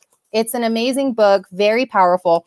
And Love says, intersectionality is more than counting representation in a room or in a group. It's understanding community power or a lack thereof, and it's ensuring inclusivity. It's a way to build alliances for social change. So I would like to leave you with, again, these ideas, right? Consider what sorts of power you hold as the educator and how you can create more inclusive spaces for your students. So I would love to introduce now Dr. Dianne Mcadams-Jones. Hello. Thank you so much, Dr. Leandra, and all of the speakers prior. I'm very happy to be here. I want you to know I will be speaking a bit slower than Leandra because I have a very thick, sometimes Southern accent. It does not do very well as a recorded voice. I have 15 minutes to share with you what I know and what I think might help you pedagogically in building a course that would help students to understand how to navigate and manage this journey of, shall we say, racism in a space to where we're anti-racist. I am not white. I am African American. I was born in the South. I am not a product of a mixed marriage. I am the product of ancestral rape in centuries of my family. I am defined and described, and I ascribe and own African American. I bleed African American because I was raised in that environment and I received all of the treatment an African American would receive in the South. I was born to sharecroppers. Out of the 180 days we were to go to school, I may have gone for 90 of those days because my family worked in the cotton fields. Sharecropping is something you do when you have something to offer, maybe the labor, which is what we offered, the labor. Sometimes we had land we offered. We did not have the tools with which to till and to process the land. So the white man had those tools, and hence we share cropped. So as a child growing up, I have many lived experiences. What I want to say to you as faculty, please take note of Dr. Leandra, Dr. Dianne, myself, Meg, and I want to add one other, Dr. LaShawn Williams, all at UVU have much experience in this and can help you, because we will not be able to get you ready in 45 minutes, but we will get you started. I want to talk about Pavlov. If any of you would remember, this was a Russian physiologist. He was experimenting with and learning about dog saliva and how they salivate for food. He found that there were triggers that would help them to think about food or to start salivating to eat. John Watson in 1913 took it further and carried it over to human behavior. Basically, in short, we can be trained to behave a certain way. Psychologists use this theory as one of their foundations to manage behavior, to teach you how to behave or to unlearn a behavior or to find another track for behavior. This is how we manage when we are trying to teach, even as a nurse, trying to help patients to change behavior. We try even with your heart when it's not beating right. We go in and we do different procedures and we tell your heart, let's go this track over here. So sometimes when you can get the heart on another track, it'll beat correctly. My point in bringing that forward is to say behavior is learned. You can unlearn it and you can unteach it. Now on the slides, I want to say we're handing you some anti-racist and racism type books, resources. What I want to say to you is you can't teach what you don't know. You can't lead where you don't go. Be sure you know your content. Even I, who lived in it, in the 60s, I was up walking and talking and going to high school. And at this point in time, 64, we were talking about integration, desegregation. In the South, what the Southerners would do, they did not necessarily obey rules that the federal government sent them. They would refuse, they would resist, and they would renegotiate. They renegotiated something called freedom of choice. That means everybody gets to go where they want to go. We don't have to do what the federal government says. So in that vein, there were forms to be filled out by parents to decide which school you wanted to send your children to. No busing here in the South. In that type of form, you had to go and pick it up. So the white parents obviously did not go pick up any forms because they wanted to go back to the same school they were already going to. They sent their children to the same schools. It would be the black children's parents getting the form. My parents got the form and sent us to the white school. So for my 4 years of high school, I didn't have any sports. I had no activities. I was trying to survive. And I managed to graduate with honors. But the fact of the matter is, I experienced integration. My siblings and I integrated that school. Now, we didn't make any federal news, but my point to you is you have to understand that existed in my time. There were colored and white fountains, colored and white doctor's office waiting rooms. I remember asking my parents, peering through the glass window and saying, why are the white people over there and the black people over here? And my mother just said, sit down and shut up, because that's what we got told in those times. My parents didn't discuss a lot of this. We rarely had a television because we couldn't afford it. So when we did rent one, I do remember seeing Bull Connor in Birmingham with the water hoses and the dogs on the children. The children were out marching because all the adults have been put in jail. So Martin Luther King asked if we can put the children out. I bring these few pieces to you because I want you to know that it's very important to know some history. I've put some books on this slide, and I think they would be very helpful if you chose one or two to read. If you took the time to read, I think it would help you when you start to teach or develop your curriculum. And again, I'm available to help. Dr. LaShawn, Dr. Leandra, and Meg, we're all available to help you. Don't want you going into this by yourself and feeling alone. You got a class you want me to come to, want one of us to come, let us know. We can help you get this off the ground. Next slide, Trevor. This is the Title 7 of the Civil Rights Act. Remember, I told you I lived through all of this in 1965, going to high school. The fact of the matter is, in 1865, when the slaves were freed, somewhere between 1864 and 67, we had civil rights back then. Same thing, but it was never enforced. We've been begging and asking and silently protesting ever since then, trying to get to a space where someone would hear us. There was never any law said that blacks or browns couldn't vote. You just couldn't. And when you go to vote, you would get a test. And one of them might be to say the scriptures from beginning to end in the Old Testament. Then you say them in the New Testament. Then they have you say them backwards. And then when you finish doing that, if you learned all of that, and Fannie Lou Hamer did, then they give you the Chinese newspaper because they know you can't read Chinese. Then the next thing they did to her was send her a $900 gas bill because they knew a light bill. They knew she couldn't pay that.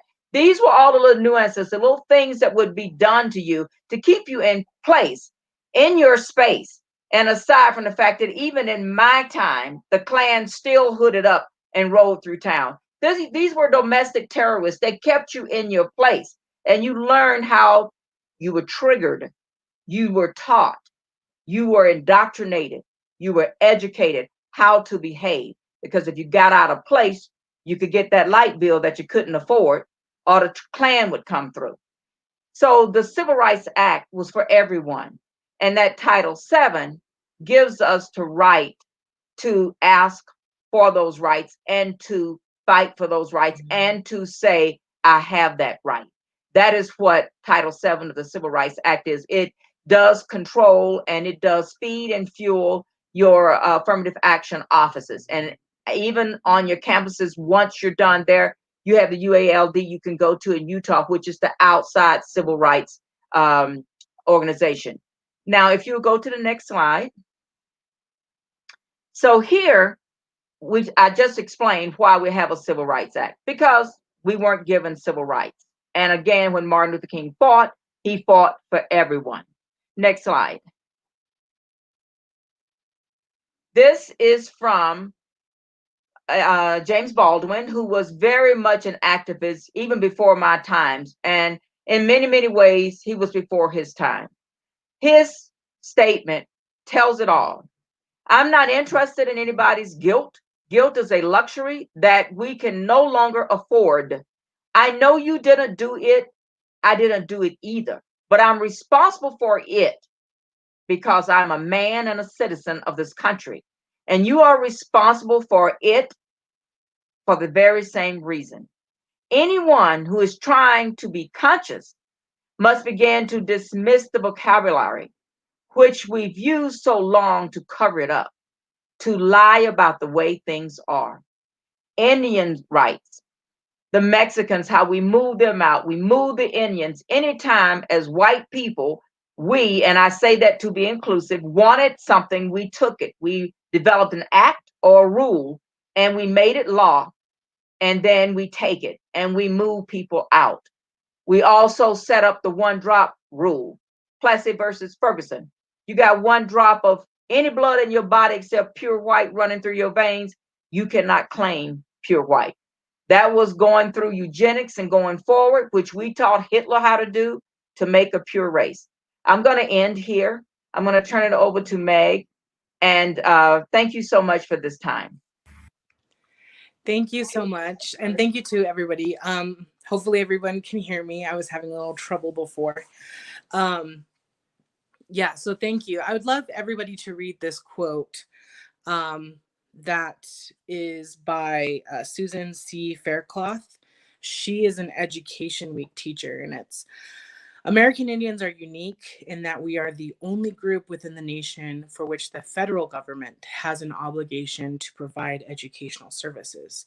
Yet we are among those with the lowest rates of educational achievement and attainment in the nation. Something must change. So today, for me, I'm going to be talking a little bit about kind of like why this is true, and what you can do in your classroom to kind of switch things up. So my first thing that I always tell people, if they're trying to create a more inclusive classroom, is to look at your history. So this next slide here is talking about the federal Indian policy periods of the United States. So it kind of breaks it down by the years. The colonial period. So this is a time when Europe is being controlled by like massive oligarchies through their nation. And they start becoming more mobile with the, quote, discoveries of new lands. The next thing is that the treaty making and removal period. This is really important to understand because as Native tribes were coming into treaties with the federal government, this was creating that treaties would become the supreme law of the land. So when you are a tribal citizen or someone who is part of a tribal nation, you are in a nation-to-nation relationship with the federal government. So it is over city, it's over county, it's over state. And that's how the treaties were written. The next period is the allotment and reservation period. And this is a pretty common period that people know about. This is when we see, wars happening. This is when we see, manifest destiny coming, westward expansion. This is what essentially is what we see is federal policies like the Dawes Act that broke up Indian land and distributed it to white Americans. And then this period with the Allotment and Assimilation Act, at the end of this period is when Native Americans actually received the right to vote in 1924. The next era is the reorganization area. In Utah, there aren't any reorganization tribes. And so this is kind of more for a lot of Plains Indians, especially those affected by the Dawes Act. But what's really, really interesting about this is that at the end of this era, Utah actually finally gives the right to vote to natives in 1951. So then the next policy is the termination and relocation. This is like a second wave 20th century removal act of removal policies that were happening. So we kind of see the removal period. This is when, the Trail of Tears is happening. This is when the Long Walk is happening for Native people. This is like the whole entire state of Ohio has no reservations because Native people were pushed out of their ancestral lands. So this second part, this relocation period, is like a second wave of that. And instead of moving them to reservations, they would move to urban areas. And so you'll see a huge influx of urban Indians during this time. paired with more policy that was meant to assimilate natives into white American culture. So this is when we see a lot of people getting adopted out into white families or fostering out into white families. Their native kin, that becomes super common during this period of time. And that was, again, meant to assimilate native people. So then the last era, which is the era that we're in, is called the self-determination era. This, at the very beginning of this era, the Native American Rights Act is passed.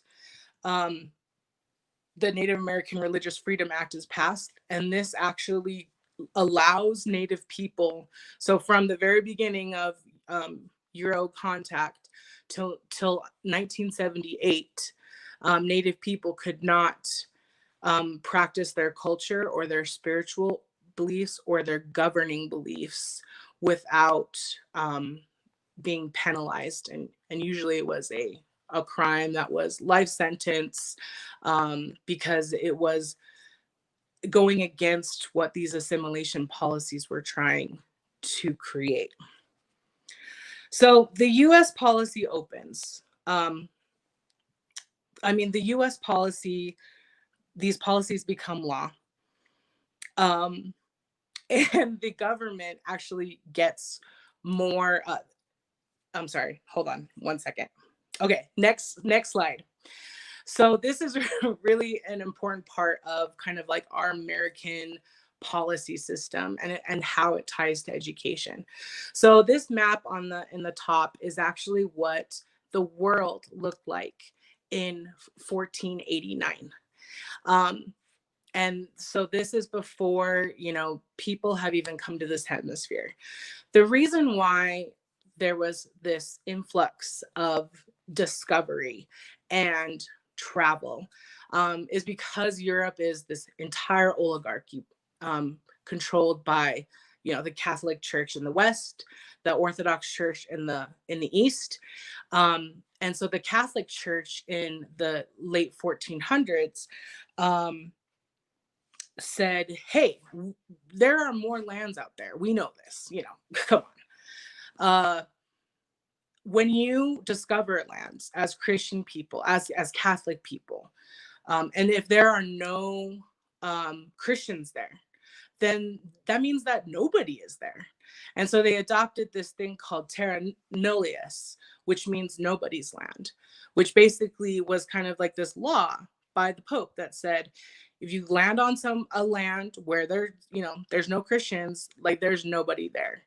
If there are people there, they're infidels because they're not Christian. And so the thing that we need to do is convert them so that we can save them or to kill them. So this is called the doctrine of discovery. And this kind of like opens up this idea of land ownership becoming power. So as Native people are being, pushed westward, their power is diminishing while the federal government's power is, expanding. And this, you're like, Meg, but this was the Catholic Church. This was like in the 1490s. What the heck? Well, in the 1820s, there's these three really, really important lawsuits called the Marshall Trilogy. And basically it said, okay, independence, America has become an independent nation. So what do they do now with these lands? Like they were these guys' lands and now it's these ones and now it's ours. So what do we do? And basically this Marshall Trilogy basically said, no. Terra nullius still stands. Like nobody was here. So the land doesn't go to Native people. It doesn't go back to them. Like it is American land. And so the next slide shows us what America did with that land. And it was to sell it to people who were fleeing these oppressive oligarchy nations in Europe where land was power and the land ownership was only at the very, very, very tippy top of the oligarchy. And so the regular people could never break through those class systems, that caste system. So when they came here to America and there was free land, And that was made in part by the doctrine of discovery, but then also from wars. So this is a picture of the Battle of Greasy Grass, or the Battle of the Little Bighorn, where the United States government sent, the cavalry, the 7th Cavalry, to literally wipe out bands and tribes of people, so that land would be more accessible to homesteaders who would benefit from these policies. So the next slide shows that the last one of the other things that they did, that the government did, was to focus on ending Native culture, because they were seeing that Native people were becoming powerless, which means that they didn't have, this divinity of they should be on this land because it wasn't for them. So what happens is they focus on the kids, because what's easier to ensure that you won't have to have constant battles with your enemies is getting the kids to really, come into the fold as it is. So the military actually was in charge. The United States military was in charge of educating Native kids. And so this time they would bring up boarding schools. And these are pictures of kids that were from all across the United States. And they lived in residence in Carlisle, Pennsylvania. This was the first boarding school that was created in the United States. And it was created by this guy named Sherman Pratt. And he was like, hey, if we want America to be really cool, we need to kill the Indian to save the man. Like, they're cool, but once they get assimilated and once they get Christianized, they're going to be cool and they're just going to be like everybody else. So this was the intent of doing that.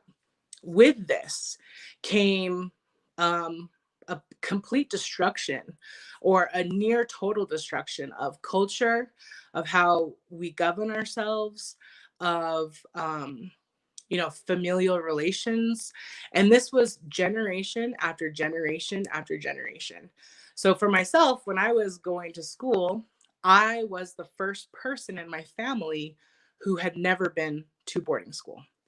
And so in that, that whole self-made man kind of American dream wasn't actually real. What happened was that the trauma, the loss of culture, the displacement, the vilification of culture, tried to kill us, but they didn't, and we are still here. I consider myself a boarding school survivor because my dad is a boarding school survivor, and I can tell you stories. I would want to write a book about how to survive a boarding school survivor, with the PTSD, the familial things, so many things. So going to school, this is what was going on in my mind when I was going to school. So the next slide is that when we learn about these things, it's not Native American history, it's American history. These are policies that America has established. But when we don't teach them, we're really doing a disservice to our students and our communities. I've had students that have been super angry that they haven't been taught this. It's like, why wasn't I taught this? Well, it's because these policies that wanted to kill the Indian to save the man are still in effect. The guilt, the trying to make things better, it's all there. And so going forward, here are some amazing things that we can do. Next slide. In 1979, 2 young Native girls from the Fort Peck Indian Reservation in Montana went to the Montana State Legislative Session, and they lobbied. And they basically went to the session. They said, hey, we're Native young ladies. Our people have been here since time immemorial, which means that we've been here so long, you can't even count how long we've been here.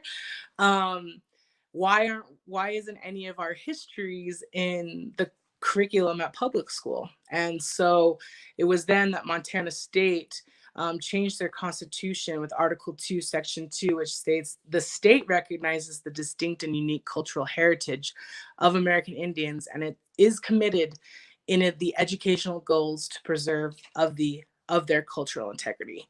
So they came out with these essential understandings. They have curriculum, they have tribal educators, they have non-tribal educators working to make sure that all Montanans have an opportunity to learn about Native people.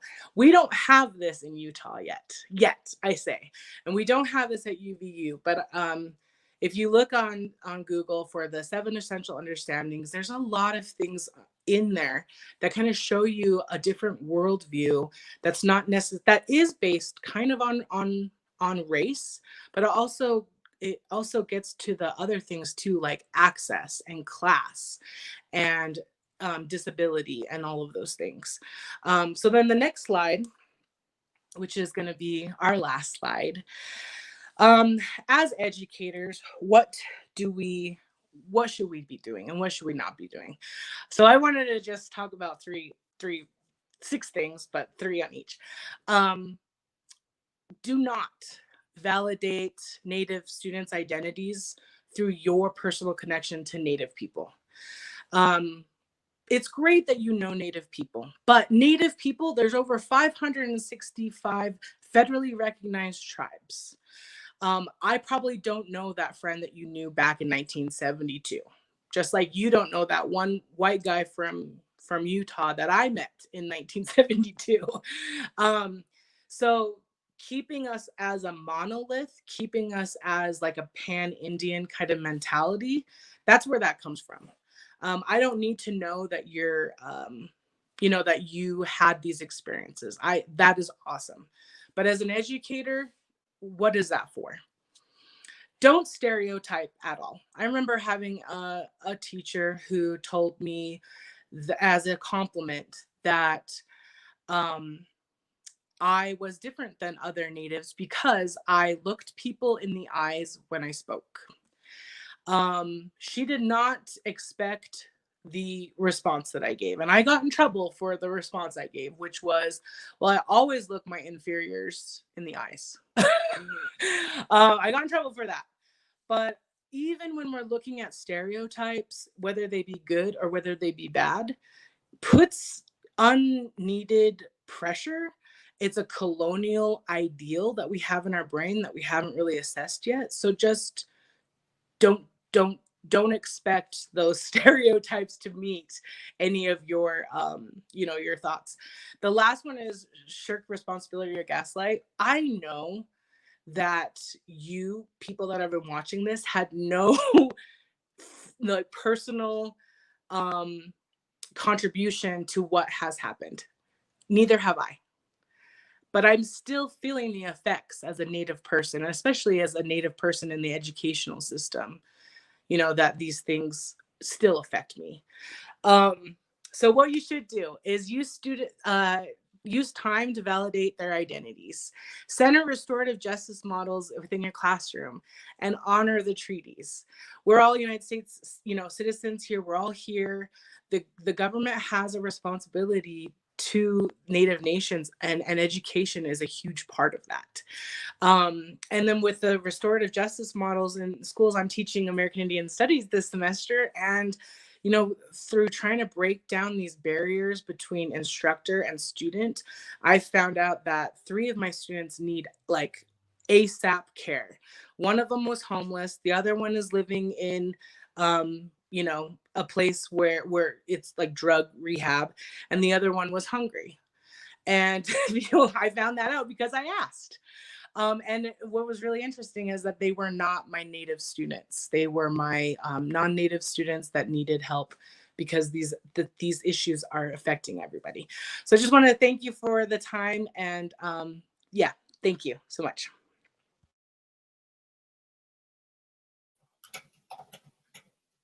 Awesome. Thank you, everyone. That was such a great presentation.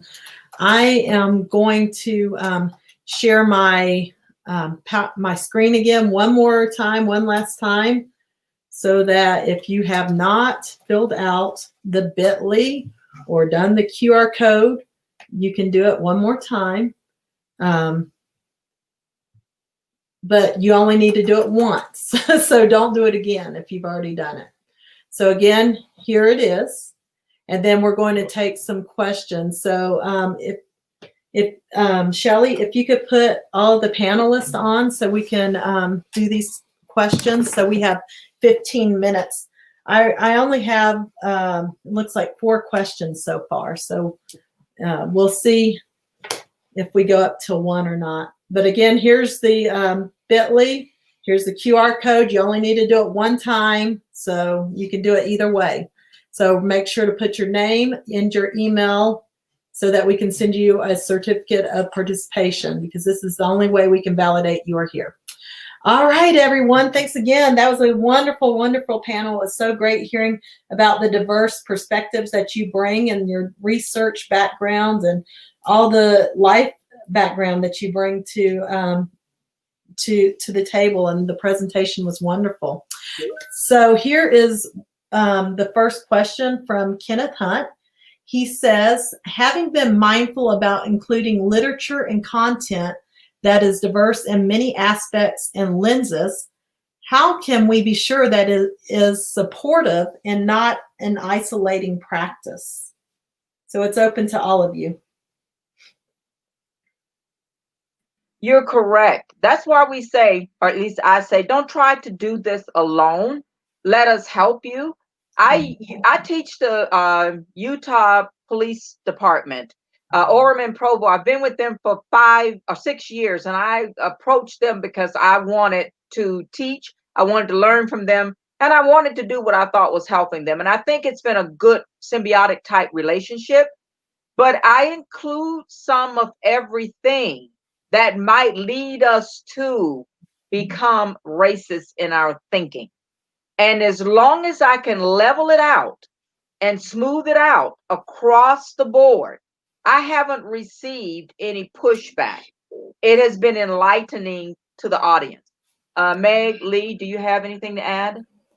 Yeah, I also wanted to share too, and also echo what Dr. Dianne said, that we are happy to chat far beyond this presentation, right? Like, for example, I've been affiliated with our National Communication Association, Latino Communication Studies Division, and our La Raza Caucus. And our division and caucus, in addition to several others like the African American Black Division and Caucus, have collated annotated bibliographies of several different works by scholars of color in our discipline. And that's just one example of like some of the multiple resources that are out there that we can share with anyone who's interested. So that way it doesn't have to feel like it's an isolated event or even just an isolated experience for one class, because of course this is a practice and a process, right? As is any sort of good social justice, anti-racist endeavor.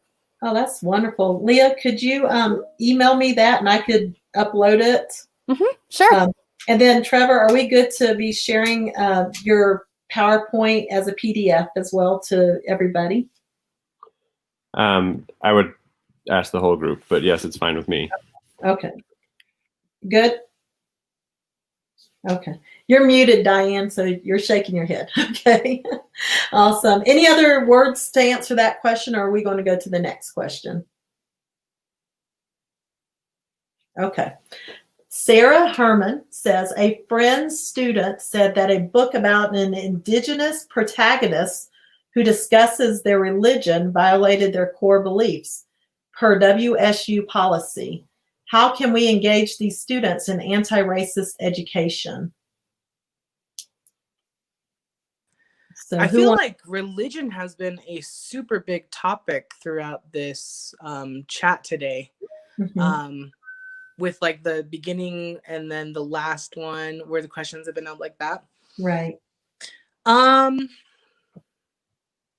mean, like, our rights are important. I would just, you know, also suggest the First Amendment covers, you know, literature. So one thing that, I mean, that you can do is work with students to say, all right, well then how about a different book? And if you need help with finding those resources, you know, of course I'm here to help you. but yeah, I mean, like, that's kind of one of the things that I think we're talking about is like this nice culture, where, you know, I want to be anti-racist, but I don't want to be anti-religion, especially with people that practice their religion. As being someone who, you know, doesn't really follow a religion, I can see where that could be like harmful for a student. So why put it up? You know, like why do it at all? I don't need them to feel like they're attacking. I want them to learn the core concepts, and then it's up to them whether or not, you know, they implement that throughout their life. So yeah, options are good. I mean, boarding schools, it was just one way or the highway, and you would get hurt. And so even saying, hey, let's do other options is taking down that racism, that it can only be one way. Right. But I would also just say, you know, it's also a good time to not lose that opportunity and say, well, why does it bother you? You know, like, and help people really understand what's going on. Because I think when we're talking about this stuff, it's really easy to feel pretty crappy. So moving past that to kind of like figuring out what's actually going on to understand the concept is really important as educators to allow to happen. Great. Excellent. Any follow-up from the panel? Yes, Trevor. So there's just an additional thought that the idea of giving options and providing options to our students is really, really helpful. And as we do that, laying out our criteria that those options have to meet. Like if one of your goals for the class is that you want students to learn about a religious perspective that is different than their own, then sure, they can choose a different text, or you can choose a different text with them, but it has to meet these criteria in order to still meet the goals of your course, which we hope would include some anti-racist goals. Fantastic. Okay, great. Any other? Okay. Next question is from Angela Montague. I teach about racism, etc., but I speak from in a position of whiteness, which might be awkward for BIPOC students, feel awkward. Is there a way to make these topics more inclusive? Oh. You're muted, Dianne. Can you unmute me? You got it. Okay. So this is what Trevor mentioned in the very beginning about people being comfortable versus uncomfortable. As I say, when I'm teaching to the officers, when I'm teaching in my nursing class, the class that I created and developed on race, hate, space, and cumulative social disadvantage, it is an elective. It is not a core course, but I teach it because I feel like nurses need to know, because they will be taking care of patients, namely you. These conversations are never going to be comfortable, people. That's why we're where we are now, because nobody wants to talk about the things that make them feel uncomfortable. Or I can't say that because I can't go along with that because I'll offend Ursula. She's my friend. I don't want to offend her.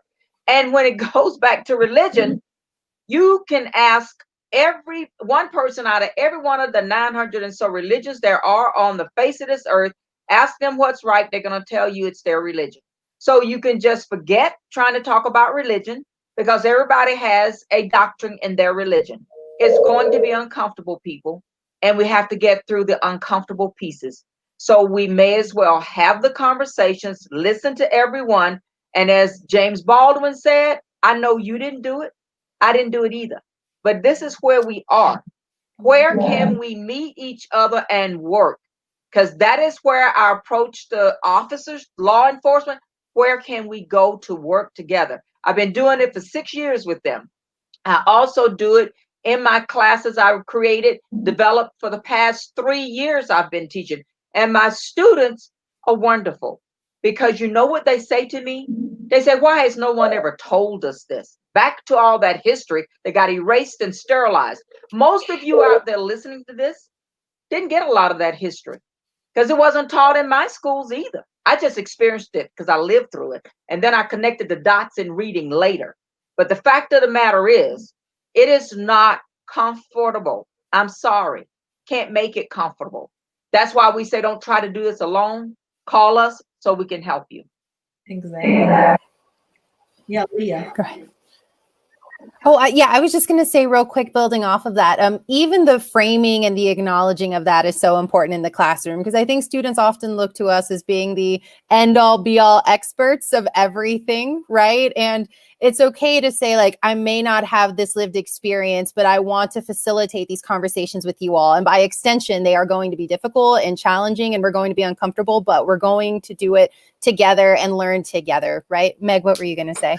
Oh, I was just going to say, I think that a lot of educators are also worried that they will misstep because they don't want to do, I mean, I've had so many teachers with good intentions end up doing something that was, not their intentions is what I'll say. And that is, it happens. But in nowadays, where we have systems in place, where you can ask people, where you can Google things, where you can study things out in your own time, and then you have colleagues too. This is a great time for us to kind of like take down the whiteness in higher education, which is how, if I was speaking to an audience, if I was teaching to an audience of these people, what kind of resources would I need? What kind of, support would I need? And get that into your department now. Because we're in this together, and it's not just happening because of COVID. It's happening because it's always been happening. Great job. I have 2 questions for Trevor. So can I jump in on that one as well, just real quick? Something that Meg said as part of her presentation, I think is really important in this as well, and that is talking to your students.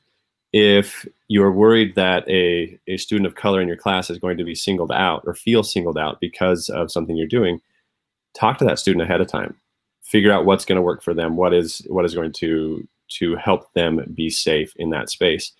And as Meg also mentioned, we are going to mess up when we do this. Right. And the important thing is to acknowledge that, to recognize that, and when we learn about it, to repair. And that's part of the restorative justice that Meg was talking about as well. We have that responsibility to repair. Yes, great. Quick question for Trevor. Trevor, can they use your introduction to this is from Claudia Bolter. Can she use your introduction to this panel to introduce my module about race and gender? It was a great statement. I teach ethics and values at UVU. Fantastic. And then another question to Trevor. Let me find where it is. Oh, here it is. Trevor, what's the best ways we are to build stamina for white educators when they are just getting started? That's one of the challenges, because that's part of white privilege, that we can step away from these issues at any time. And so unless we are regularly putting these issues to the forefront of what we do, we just lose touch and we lose contact with them. And so it's important to be in contact with faculty of color, with colleagues of color in meaningful ways, not in superficial ways, and not in a way where you're using them to your advantage. And as Meg also said earlier, to always be learning, to look up these things, to do research, to read books. Dr. Dianne had a list of several wonderful books. Dr. Leandra had a bunch as well. Like, there are lots of resources, and it's part of our responsibility to constantly be learning, to keep these issues at the forefront of our thinking. I think Meg wanted to say something as well. Yeah, I was just going to say, as white educators, just throw everything that you expect out the door of, this isn't like Stand and Deliver. This isn't like Remember the Titans. This isn't like whatever that one that Michelle, what's her bucket was in with Coolio, where the white, person comes in and they learn stuff and the kids learn stuff and then everybody's happy. Don't expect it, but remember, there's moments in the time where you have to really recognize, like, where you said something that maybe these people have never said before. That is something that's what educators are. You know, you're there to teach. So just be kind and be patient with yourself. Yes. And I'm going to ask this from Tom Calarco. This will be our final question because it's 12:59. Since group inclusivity has been such a strong way of human beings to feel connected, do you think that it makes it more difficult for us in understanding and accepting their differences among us? It's a devil's advocate question. Oh.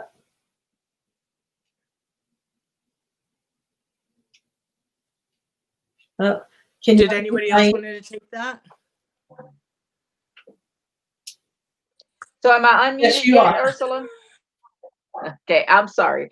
So I think it does make it difficult, but we need to steer away from these hiring people that are good fit, hiring people that we prefer to work with that are like us. I've even been told here at UVU, we hire people here and we bring people here that are like us and are like our students. Well, when you keep insulating yourself like that, that's what happens.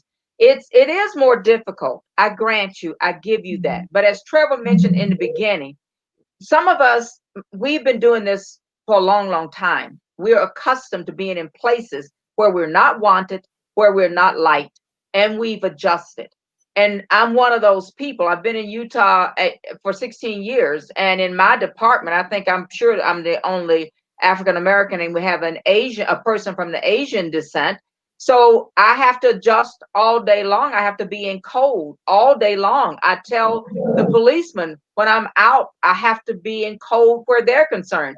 I code all the time because that's what I have to do. And we can teach you how to do that, is my point, which is why we say, don't try to go alone. You know, talk with us. Let us help you work with some of this, because you're right. It is difficult when you bring people in who are not like you. You're doing all the adjusting. Well, they're doing adjusting too. So it is what we do, and you're not going to be perfect because, you know, I've missed some of the landmines myself. So I would offer us again, Dr. LaShawn Williams, Dr. Leandra, Meg, and myself. We have a lot of experience. We'd be happy to help you. Great. She really is. So I do consider everyone on this panel a friend. So thank you very much for these kind and wonderful words. So I think we learned and grew from the great presentation, all the presentations and the wonderful chats that were happening on YouTube. We had some really good conversations out there. So at UVU, we have lots of inclusive programs. We've got an inclusive teaching self-paced Canvas course that you can sign up for. We've got some learning circles on inclusion. We'll have more in the spring. We have a Foundations of Inclusion program. So there's lots at UVU, and I'm sure lots at your institutions as well. So contact me if you're from UVU and you want to learn more about these programs and opportunities, and contact your Office of Teaching and Learning or your Center for Teaching and Learning if you want to see what's available at the other institutions. And again, thanks so much for all the presenters. Thank you for attending. I thought it was a wonderful, wonderful conference. And so it's been nice to do this online. It's been wild to do it online, but I think it's been wonderful because we can, you know, open up that opportunity next year to do the same. If we have the face-to-face, we can live stream it to others as well. So thank you all so much. And I hope you all that attended filled out your Qualtrics, filled out either the bit.ly or the QR code, because it's the last time I'm telling you. So email me if you didn't get that, and I can send it to you though. All right. Thank you so much, everyone, and goodbye.